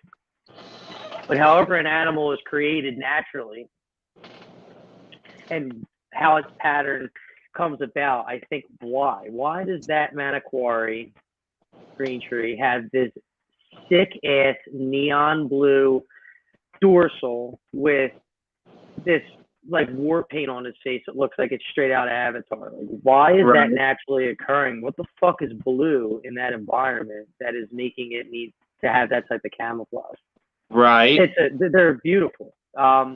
Jaipur, Sarong. If I had to pick, designer locality guy, and localities, Manokwari fucking wins. So what I'm hearing is we're taking a trip to Australia. No, so Australia, Cape York. Cape York is the locality or the area that they have in there, the region, and there's none in the United States because of Australia's laws. So we've taken a trip to Papua New Guinea is where we're going to go. Hey, I mean, I'm down. I want to, and I told my wife this, and she's 100% like cool with it. It's just, it really takes a lot of time and planning and stuff. But we want to travel the world, of course, but we want to do kind of like how Dave Kaufman does, go out there and see what they're doing in the wild, see what their environment's like, and be able to, like say we go in the months where they're having their babies or having their eggs or laying eggs and stuff. Find out what temperatures it is while they're laying, where are they keeping them, and like kind of go around on that aspect and try to mimic what's going on in the wild, as well as what we can do and what we can better in captivity. So that's my goal. It's funny you said that, because what I did differently this year that I didn't do last year was so follow me. I'm not a hardcore deer hunter, but obviously I like hunting deer. So so I'm big into like barometric pressures and weather conditions and times of the year and how that affects deer movement. So when it rains, green tree pythons will move about. Yep. They will move, and When it rains, what happens is you have a lower barometric pressure, a low pressure system. You hear them say all the time on the the Weather Channel. So when a lower barometric pressure comes in and a rainstorm moves into my local area, I hose my cages down with a spray bottle. Nice. I will soak those animals because when it's raining in the wild, and I don't know how true this is or if it's somebody's theory, but doing my research and listening to podcasts, that when you have a lower barometric pressure or you throw a green tree python into a rain chamber, you throw them in there so that they defecate, right? Yep. Well, when you have a lower barometric pressure and you have rain come in, it does what? It washes their shit away. Right. Are these snakes not shitting and holding on to this inside their bodies until it rains so that their prey items don't smell their shit on the game trail that they're sitting waiting to eat? That's actually a really good point. Why are they holding on to it? You know what I mean? Why are they moving more in rainstorms? I don't know why they're moving more in rainstorms. I'd imagine, them shitting when they get wet obviously has something to do with them not wanting to spook prey items, but they're more active during rainstorms. So, and the rainy season is the breeding season for green tree python. So when it's raining and they're together, they're getting hosed down. I mean, I'm spraying everything but them. Have you thought about creating a rain chamber for yours instead of just spraying the enclosure and stuff? Have you thought about creating a type of rain chamber in the enclosure?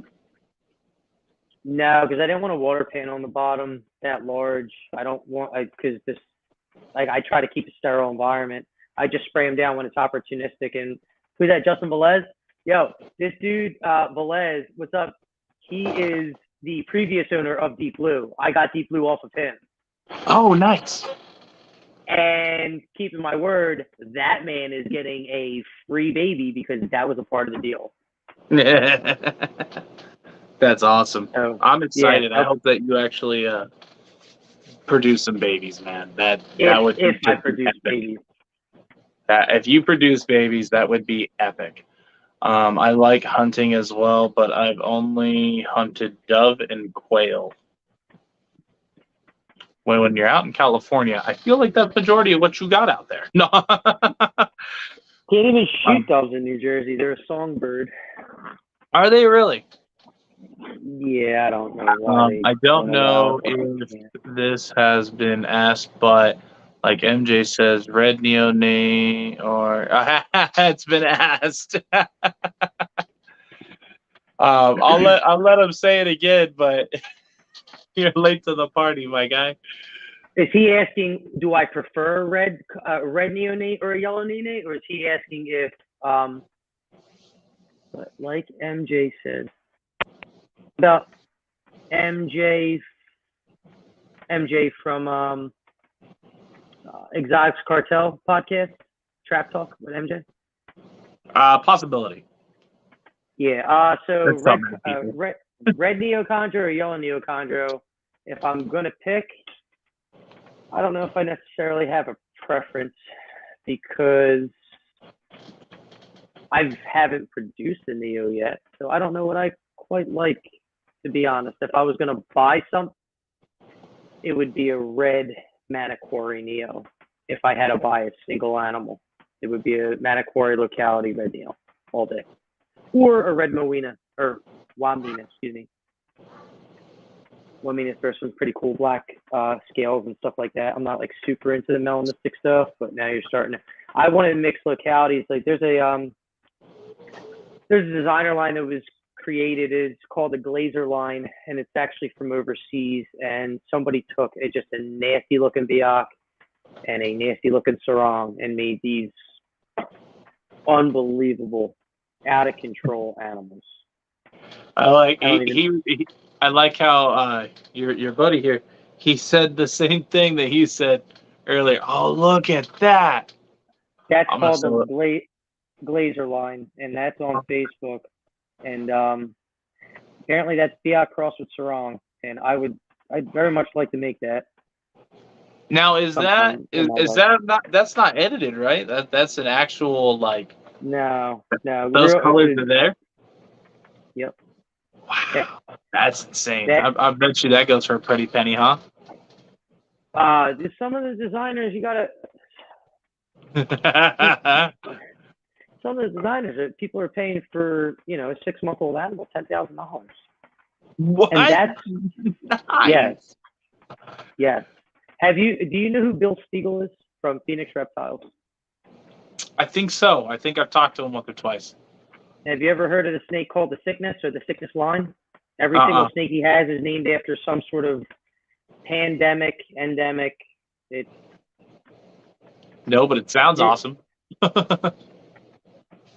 He's a very nice guy. He's unbelievable, man. He's always answering my questions, and he's a fucking rock star in the community. Trying to find some of the animals. So this is an offspring of the Sickness. This one's called the Flu. Oh, look at that. And the blacks and here you go. Oh, The blacks and that's the blues are just out of control.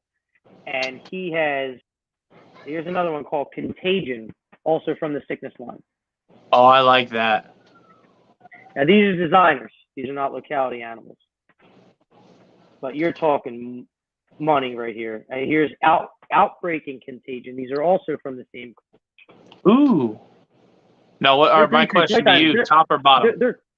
If you're going black, you got to go all black. I definitely take it. Right, that's kind of what I'm thinking. I like the top, but the bottom one looks like the stars. Like if you're looking up at in the like middle of nowhere, looking in the sky, I picture the bottom one. Oh, look at that! I mean, I don't even think there's any green in that. Wow, that is insane. Yeah, like now you're talking. I mean, big leagues. This guy's his shit is unfucking believable. He's just the most. He's a good dude. I mean, I ask him questions all the time. I've been texting like crazy, panicking, like making so sure like he's the next person I got to interview. No. Oh yeah, if you can get a hold of him, he's retired, but his shit is out of control. The shit that he does, and the type of person that he is, he's a good person for the green tree community. And like I said, I'm an absolutely has the Sickness. Fries, unfortunately, the Sickness passed away a little while ago, so that snake is no longer alive, but the legacy lives on because the line's there. Isn't there someone working with a albino line? Yeah, so I believe there's somebody I don't know of over in Europe that has a couple, but Marshall Mendez from Red Mountain Herp on Instagram, I believe he has one. He's had a few in the past. He's lost those animals since, and I'm pretty sure he also has at least one.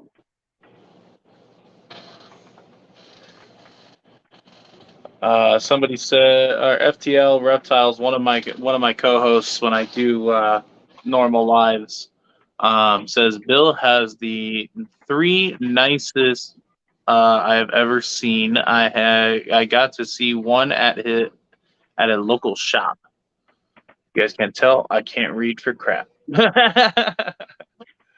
Wow, that's the first time I've seen Chargers in those colors. Everybody's blown away at those. They're incredible. I mean, they're incredible. Him,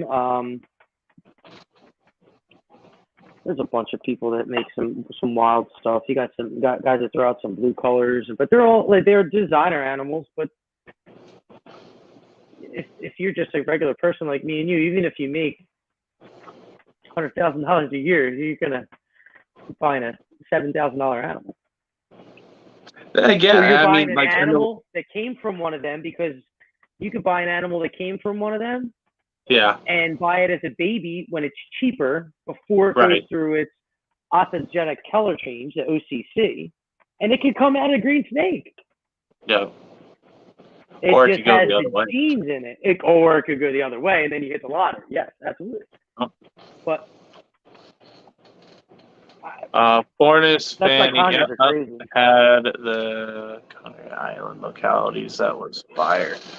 Yep, I was about to say, I know exactly who you were talking about. Forrest Fanning was a good friend of mine before he had passed away.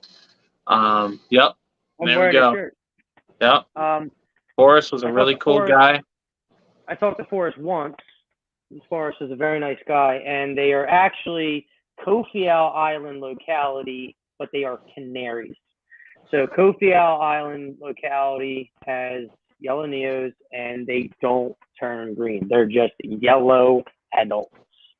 Yeah, he had some beautiful, beautiful animals.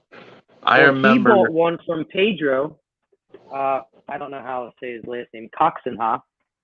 Pedro from Portugal, and Pedro has the true calico, or the not the calico line. I forget the line he made. But Forrest has one from Pedro in Portugal, or well, Desiree has it now at their facility. Yeah, I know what you're talking about. You're It's good. not calico. Mosaic. Mosaic is the line. It's Mosaic. not calico. Mosaic. Yeah. I believe that snake is a mosaic line snake. Yeah, Forrest had some amazing animals. I mean, I remember talking to him one time. I think I was talking to him for about 40, 45 minutes. And I think 10 minutes of it was talking about monitors. And then the rest of it was talking about a Bronia. And I mean, I could sit here and listen to that man talk about a Bronia forever, man. The Bronia, he loved the species. I mean, I think he had almost every locality he could get, except for I think he was missing maybe like 3 or 4 at one point. I mean, he was my go-to guy when I had questions about anything. I mean, I say this and I try not to offend anybody. I feel like he was one of the smartest people when it came to just off the top of your head reptile knowledge that I've ever met. I mean, he was on point with everything, and I mean, he was awesome. He was an amazing guy to know and be able to talk to, and somebody I was able to call a friend. Yeah, I miss him. That's one person that I can say I do really miss. I only spoke to him once, but because I got my first animal, and I basically, I mean, all the shit that he had, all the knowledge that he had, and I called him and I said, "Hey, my name is so and so, and I just found your number online, and I just got my first green tree python, and I'm gonna start my own breeding program, and I think that's what I want to do." And he could have told me, "Dude, kid, you're out of your friggin' mind." Yeah, he could have told me what I was getting into, but he literally told me, I'll never forget it. He literally told me, he said, "Take that snake, set it 82 degrees, put it in a closet, and forget it exists until it needs to eat and it needs water." He said, "Don't even look at it." And it's the truth. Like, if you just set it, they are a very set it and forget it type of snake. You're gonna spend. Yep. It's so funny because you have animals that are worth over $1,000, couple $1,000, and they're literally living in a hefty storage tote that you would put your shit in and throw it into your attic. But then the equipment, the heating equipment, with buying copper line thermostats or buying really good radiant heat panels. Right. But my purchases are made of PVC pipe that I sanded down and I drilled a hole. And they're hanging on Amazon knockoff command hooks. Yeah. But I have, my infrared. Hopefully, everybody has an infrared thermometer, and you just temp on everything. And once you get your temps right, put them in there. Make sure the humidity is all right. Look at them every now and then, see how they're acting, and just literally fucking ignore them. They don't want to be bothered. Yeah, that's why a lot of people, when they ask me, like, "Hey, bring mine out, bring yours out," I'm like, yeah, they're not in this room for that reason. Like I spend a lot more time here than I do in my other room, and it's for that reason that they're not a part of this room. But it's funny you say temp gun, and mine's never far from me. So I was like, that's what I was looking for. I Mine was was like, on top of the enclosure. yeah, mine are normally like either right to my right is where I keep a lot of my tools. So I've got like my printing labels, some extra bowls, some feeder tongs. They're kind of just laying there because I was feeding some of the lizards and stuff that were in here. I was feeding them off the tong, trying to get them to get used to me. Bosa's back. What up, Bosa? Oh, Jose. What up, Jose? Josue. No, I'm just Yes. messing How do you? What's your I'm actually interested because it really does vary throughout like the green tree community, husbandry and stuff like that. How are you keeping your green trees? What are your temps? So Do I they have keep them mine. radiant? I keep mine at about, or like I try to do temp controlled area over there. So I try to keep mine at about a 75, but it's hard in Arizona to try to keep things lower temp because I like keeping them at a lower temp. I feel like they do a lot better for my area because we're so dry out here. And then on top of that, we're dry and it's hot. So if say like earlier today, a lot like if you guys keep seeing, I'm kind of randomly going like this because there's a lot of flies. Our AC went out this morning, and I was worried about everything in here. And a few people had asked me, like, "Hey, what about Lucian? Lucian can't get too hot." And so I'm like, "He's in that room, and he's in my room. He knows not to mess with the reptiles that are in that room. But he's in there because I have a window AC that can literally drop the temperature in there down into the low or like the higher 60s area. So if it decides to get too cold, and so I try to keep it about 75 in there. But I don't So is do that an stuff ambient or do you have a gradient? ambient. I do ambient. Okay. So I try to do ambient temps in there, mostly because in there I keep it fairly humid, because I have a lot of frogs. We have a lot of frog species in there. So I do like the Pac-Man frogs, the pixie frogs. There's at least 7, 8 species of frogs in just one room. So we try to keep it not too low, but just like in the middle between their temp and the frog temp. And then that way, like when the pressure system drops when it starts raining, because it doesn't rain out here very often. Mm-hmm. And the reason that I asked earlier about the rain chamber is I created a rain chamber for mine because I use rain chambers for my frogs. And I only was able to get it to work for breeding once or twice. I think I used the rain chamber once, and that was the last time that I was able to actually get it to work.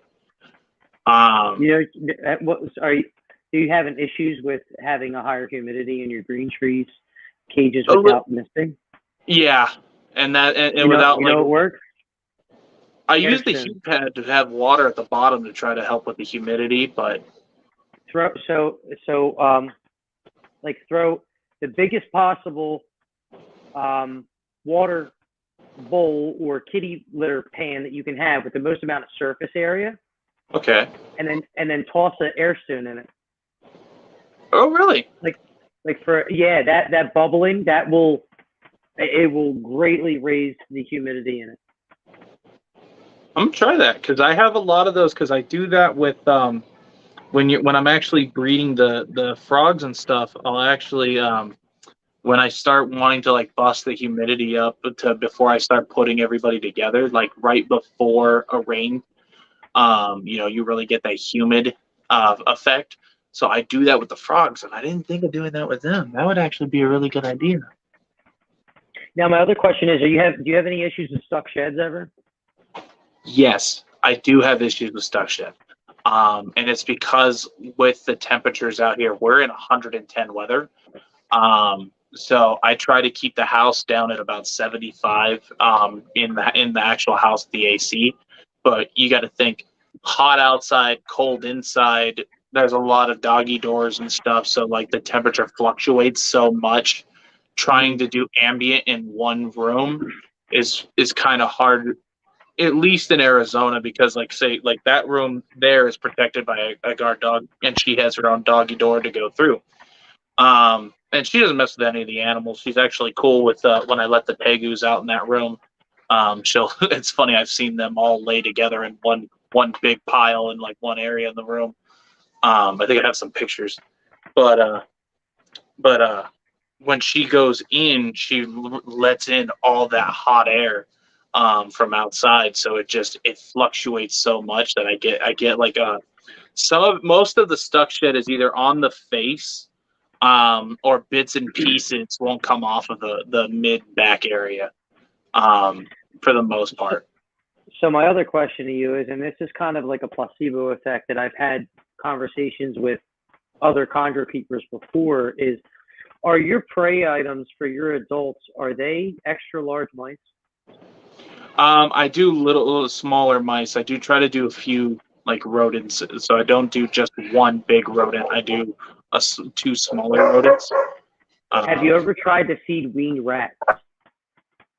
Sorry, one second. The dogs are barking.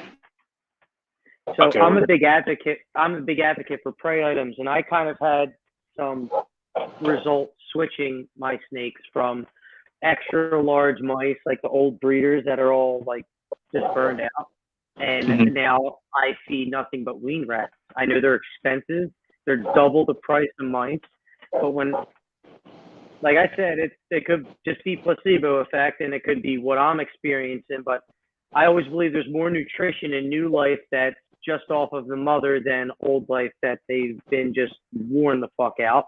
Like right. No, that makes sense, and I do have both because I have so many things to feed. But I do frozen thought, so yeah. So I wonder. when I order, do you have weaned rats or rat pups that you could feed them? Because Yeah, I I've got have some. found, I switched to weaned rats and went from mice when I was having severe stuck shed issues. I would soak my snakes every time. I never had a solid shed. And the only solid sheds I would have is out of Deep Blue, who's the oldest, and the biggest, but she was getting rats. So I started feeding rats. Once I started feeding rats, and I bumped up the humidity a little bit in there, the skin came off in a solid piece, and it was thicker. It was almost like it was thicker. So, I'm gonna try that because feeding is coming up. I feed right before I go for Pomona, and I do frozen thought. And so I'm gonna try that. I'm gonna try that. What I'll do is I'll probably I mean I doubt they'll have an issue with it, but what I'll do is I'll scent it with a mouse. Just in case. I don't think they'll have an issue because they're already showing signs that they're hungry. Apologies, my neighbor's doing something over there, so it's getting the dogs all riled up. But no, yeah, they're already showing signs of like following everything, so I may not even have to scent anything. I might be able to just wiggle it in there, and they might just snatch it right up. I just gotta make sure they don't bite my hand again. That one female, she stopped looking at the prey item and started going after my hand. Forceps. I got really freaking forceps. They are the most innocent snakes with feeding. They are absolutely terrible. Yeah, she'll look at it and she'll make it look like she's looking at the prey item, and then when she goes to strike, she just comes out and gets her hand. Every time she bites me, same spot right here every time. Let me see. I've got I did put it back. So I've got these really long freaking forceps, and I mean you can see. Yeah. So that's what I feed my carpet with, because did you ever see the video of my carpet when she got me? How I was bleeding everywhere. I was pulling teeth out of my finger. I don't think I've seen it, but I can imagine it.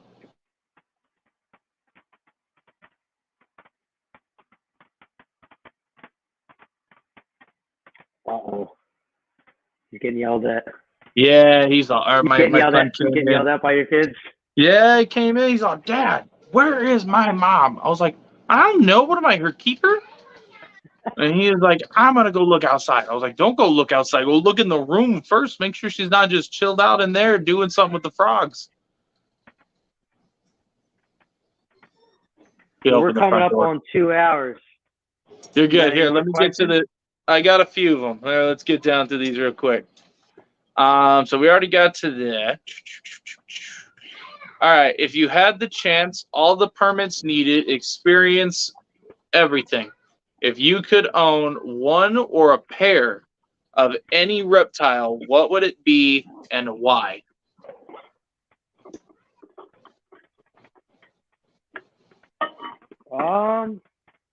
Any reptile. It's a tough Gila. one, I know. Gilas. Gila? I love them. I absolutely love them. And if I had to pick top 3, it would be Gila, Amazon Basin if money didn't matter, and honestly only because of how rare they are and how much money it takes to get one because no one really has them. Right. And if enclosures didn't matter, it would be a Cuvier's dwarf caiman. There you go. I like that. I like Cuvier's dwarf caimans. They're cool. They're neat. I like it. That's actually Palissuchus palabrosus, I believe, is the Cuvier's dwarf caiman, and Palissuchus trigonatus is the Schneider's dwarf caiman. But I like the Cuvier's dwarf caimans. Are fucking cool as shit. They're miniature dinosaurs, bro. I like it. I like it. That's 2 very first species out of everybody I've ever asked. That is the very first time I've heard 2 of those species. So I like it. If you had advice for someone wanting to get into breeding, what would your advice be to them? So breeding or keeping? Because breeding. Like they already Breeding. keep some stuff. They want to breed or get into breeding. What would your advice be to them? Start small and watch your animals, because that's the only reason I'm on a successful path. I haven't been successful yet. Is look at them, stare at them, understand that you can watch as many podcasts or listen to podcasts, watch as many YouTube videos as you can, but take that knowledge and that theory and apply it to your own animals and trust yourself. You know your animals, you know how they act. And that's what I did. And I still doubted myself at certain. I was looking at that I thought was correct, and I didn't want to get excited falsely. That I had other people that are still reassuring me of it. I'm still doubting myself, but trust yourself.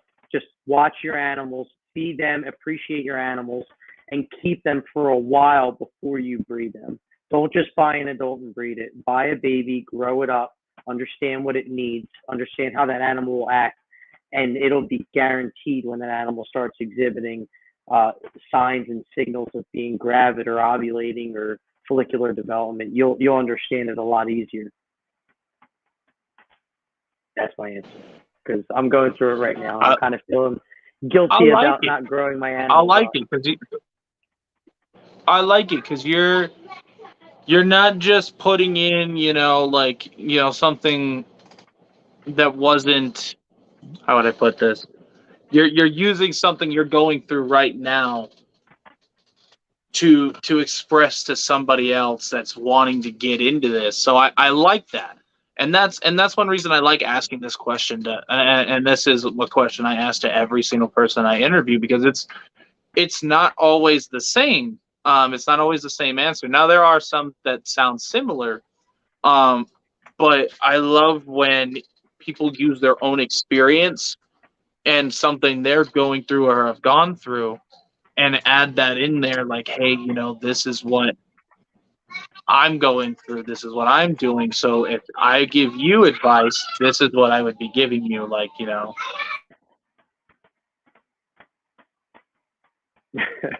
Sorry, kids started fighting over something. That I don't know what happened over there.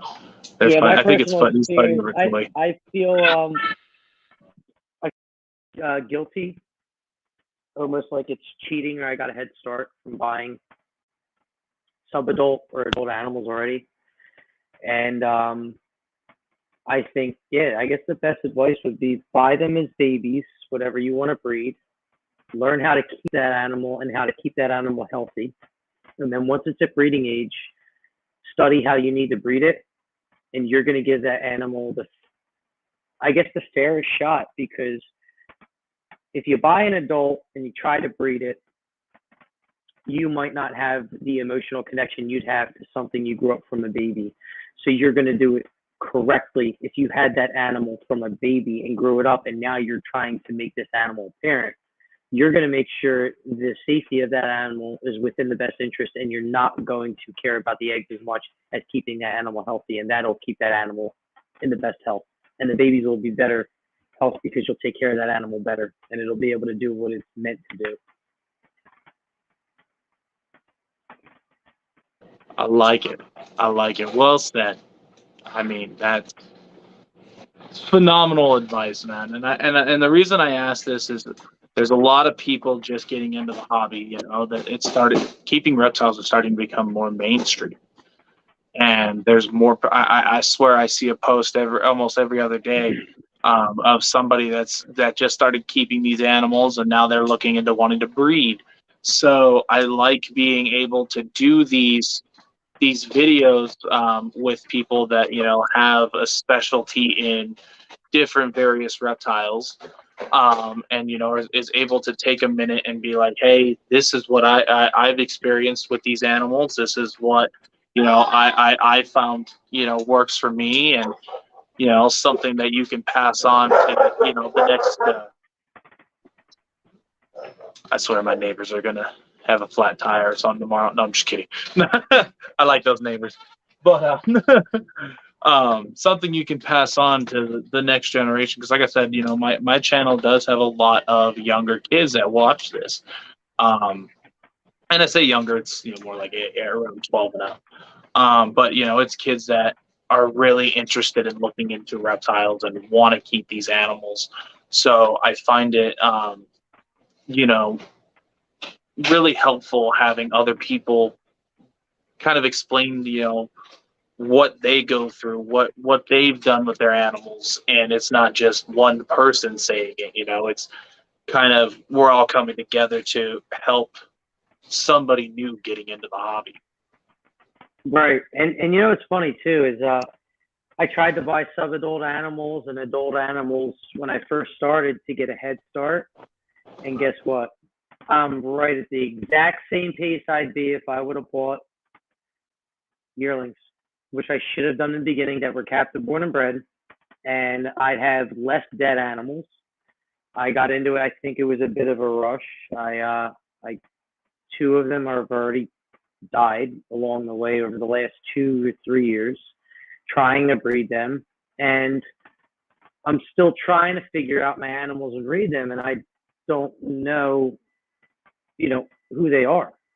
I mean, I pay attention to my animals. The thing is, I don't know them from babies, so I got them from other people. So I'm always reaching out to the previous owner. How is this animal acting? What did it do?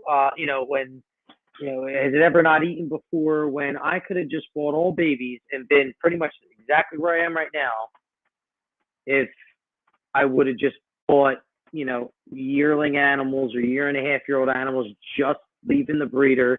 The breeder could have told me who the parents were, what their dispositions were, everything. And I rushed and I paid the price with, losing a couple animals, even though I did everything correctly in my mind. But I think just do it the right way. Just buy good young animals from somebody that you can talk to. That's the hardest thing, is when you're paying more money for an animal, the breeder should answer the phone every single time you call, because anybody that buys snakes from me, I'm going to tell them right now, they're not going to be cheap. But my guarantee that comes with those snakes is 24/7, 365 for life. You can call me and ask me a question, and I'll roll out of bed and I'll answer the phone if you're my customer for any animal that you own, even if it's not mine. And that's my guarantee to everybody. And be completely honest, anybody who's not a customer of mine, you can reach out to me and you can message me on Instagram. And if you have any questions about your animal, I'll still help you. Well said. I mean, and that is a thing that I like touching on too. Is there's when you're paying. I always see this a lot. A lot of people are like, oh well, let's throw let's throw like Petco and JTK out there. There's one guy who goes and he'll buy from like Petco or he'll go buy from Craigslist, but instead of asking anybody anything else because he's getting these animals cheaper, then he goes to JTK and he's over here trying to get, somebody that he's not really supporting. He's trying to get them to, sit there and take the time to help him with animals that he should have already done the research on before getting anyways. But like the one was for instance, he loves telling this story all the time. It's a Savannah monitor. Guy got a Savannah monitor and he wanted to know how to sex it. But he's like, this is like the 30th time he's called. He's never once bought anything from Brian. He's never once bought anything from the store or anything like that. It's just, hey, you're knowledgeable. I'm going to hit you up every time I buy the same things and the same stuff that you have at your store. But this $30 cheaper is online. I'm going to get that. But instead of bothering the guy that I got it from online, I'm going to bother you. Because the guy online is going to answer his call. Exactly. And that's the thing. So I always tell everybody, like, we're here to help you, but support the people that if you're wanting to go to, like, myself for if you want to look for, say, you're looking for, let's just say Rhino Iguana, because he's looking me dead in the eyes right now because he wants out. You're gonna look for a Rhino Iguana. Let's say I have it for $450. If you can find one for $450, let me know. Let's say I have them for $450 and Craigslist has one for, say, $300. Granted, it's a $150 difference, but that $150 difference is the guarantee that, one, this animal is the best that it can be before it leaves my home or my facility. It is already well started, perfect health, eating, doing fantastic. As to who knows the conditions, because it's on Craigslist. As well as you now have my undevoted knowledge, my time that I'm going to sit here and figure out what we can do better for the animal and you. Because sometimes people get into these animals and they think, hey, I can keep this bearded dragon or this animal in this or this type of enclosure or whatever. And then it doesn't work. The animal's too stressed because the enclosure's too big, or the animal's not thriving because of temperatures, whatever. You now have to ask a breeder or somebody that knows more than about the animal than you do. You want to make sure you're working with people that you trust. You're supporting the people that are willing to sit here and spend hours helping you to make sure that this animal is taken care of to the best that it can be, as well as educating you and giving you the time and, the adequate knowledge to keep this animal. Absolutely. And so that's always been my thing is, like, support the breeders that they're literally pounding the pavement trying to help you, as to where you may save $50 going to Petco, or you might save $50 or $100 going online and trying to figure out if this animal is healthy if you get it from Craigslist. That person you hit up from Craigslist 9 times out of 10 is not going to help you in the future. You're not going to message this guy a month from now and be like, hey, I got this lizard from you. Was he doing this? Is this a weird behavior? He's probably going to ignore you. He already sold the animal. It's not his problem. As to where a breeder is going to be like, hey, I don't remember it doing that. I want to help you do this. Let's figure out why it's doing that. So that's my thought on it. If they purchase an item from somebody like me and you who contribute to our pages as much as we do, they're not buying the product. They're also buying a warranty. Right. you're buying the knowledge, you're buying the mentorship. Yep. You're paying a little bit extra money because of how much that we actually, invested into the hobby or invested into the animals that we have. Like I told my wife the other day, and she's like, asked me, it came down to the money thing, because obviously at some point with how much you have invested, you got to take something back out of it and get what you have invested back out of it. And she asked me, she said, what are you going to charge for your snakes? I said, I don't know. And then even just the amount of work I'm doing with the egg boxes, and then just everything recently is as involved as I have been with it. And I told her, I was like, damn, I really thought I was going to charge this price, but I think it's going to be more because I'm doing a lot of fucking work here. Like this is time consuming. You're putting in that extra time. Money, you're putting in that work. Yeah, I've gone to Walmart 4 times. I've made 4 different egg boxes, bro. It's like non-fucking stop. Right. And it's like, because I'm a perfectionist. I want everything 100% correct, because if I sell somebody one of these babies, it ain't going to be somebody at a show or on Morph Market. It's going to be somebody who hits me on my DM that says, yo, I've been following you for 3 years. I want one of your animals. And then guess what? I'm going to send them a laundry list of an Amazon cart, Walmart cart, and they're going to buy everything I tell them to buy.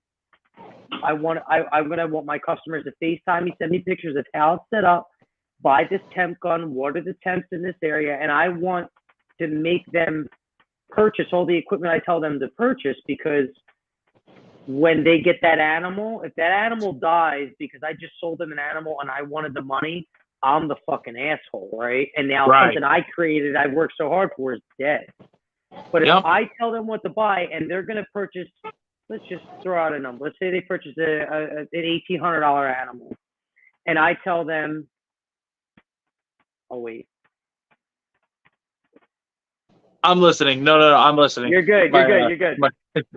My daughter came in. She was like, can I jump in? I was like, no, it's a really good conversation. Let it finish.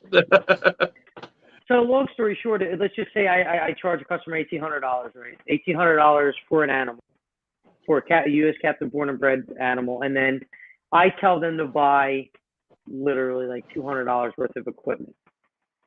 That me telling them to buy $200 worth of equipment, I know with FaceTime that my animal is going to survive. So I'm going to look like a good, decent breeder and a supplier of reptiles to people, when if I just like took the $1,800 from somebody and said, all right, thanks, appreciate it, and sent my snake to them, and then never spoke to them again, and them being ignorant to the fact of how to take care of it or how I would keep it, and it dies, I'm the asshole. I sold them a snake that was defective, that died, unhealthy snake. And I love that your mindset is that's, and I'm gonna be honest with you, that's why I respect you. It's why it's why I talk to you a lot. Is you're on the same page. You're on the up and up, and I've done that. I've had to do this before with my mangrove monitors. That's my pet project, is my mangrove monitors, because there's not very many people that breed these in captivity in the U.S. There's maybe 10 people now that have successfully bred them from wild caught to, or import, however you want to, one way or another, it's an import. But that have been able to successfully breed them without them killing each other, and things like that. When you have those babies, you don't want to just send that baby off to somebody that doesn't know what they're doing, that doesn't, have the knowledge. It takes a lot of time. It takes a lot of dedication to get to where you're at when it comes to that. And so to be able to have those animals, you don't want to just send it to the first person that's like, hey, here's some money. You want to make sure that this animal is going to thrive in its new home. I want to be able to look back and be like, hey, I sold this animal to so-and-so. I'm going to message them and see how they're doing. And I don't want to message somebody and find out that the animal died, and it's and it comes down to something that could have been a simple fix. And And so I try to, when I sell certain animals or most of the animals that we sell, I try to stay in touch with a lot of the people that have them, more of like the exotics, more of the harder to keep animals like the mangrove monitor. I mean, if your temps aren't right, their digestive system's not going to be right. They're going to get sick. If your temps aren't up there perfectly, and they have a full belly of, you know, various meats and things like that, if it's not up there right, that belly is going to turn necrotic because it's not able to process that food. So that food's going to get disgusting. It's going to make the animal sick, and it's going to all because the temperature was off by 5-10 degrees. And, you know, and instead of there's those people that are afraid to ask questions. And that's why my saying is, the stupid question is the one you don't ask, because every question, I encourage everybody to ask questions. I don't care how stupid you think it is. If it has something to do with the 100%. animal, if it has something to do with the animal, I want to make sure that you know what you're doing. So even if it's, hey, I read online that it says that it should be at a 78, but you keep these animals, should the temp stay 78? Should it stay 80? Is it okay if it's at 80? Is it okay if it's at blah, blah, blah? I want people to ask those questions. How often should I feed? What diet should it look like? You know, ask those questions. If you're unsure, I mean, everybody does something different. All I can offer you is my personal experience. Now, I've been doing this for 17 years, you know, keeping and breeding and stuff. So I know a lot, but I don't know everything. And so going into this, like today, I've learned a lot off of just doing this live with you. Within 2 hours, I think I've learned about 6 new things that I never knew about. And what I'm still baffled about is the RI thing. That whole RI thing. I'm definitely going to go back and rewatch this and look it all up and everything. I want to do some more research on that.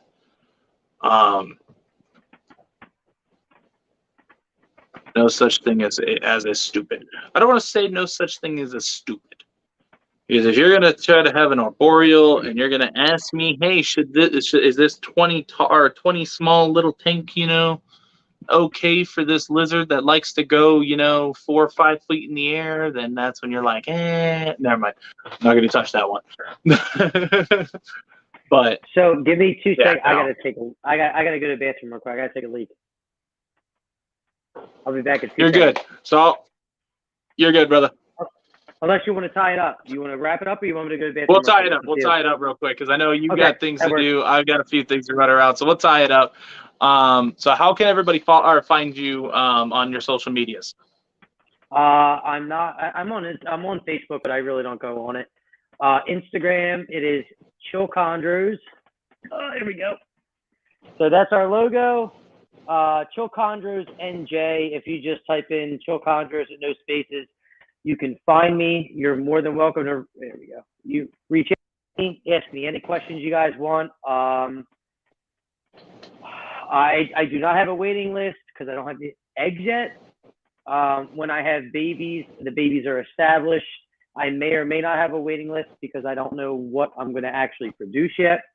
As far as the Carpondro project is concerned, I don't know if that female is going to lay either. So I don't count my eggs before they are in the basket. So just feel free to reach out if you guys want to talk. Listen, I like to drink beer, hang out on the weekends, talk snakes.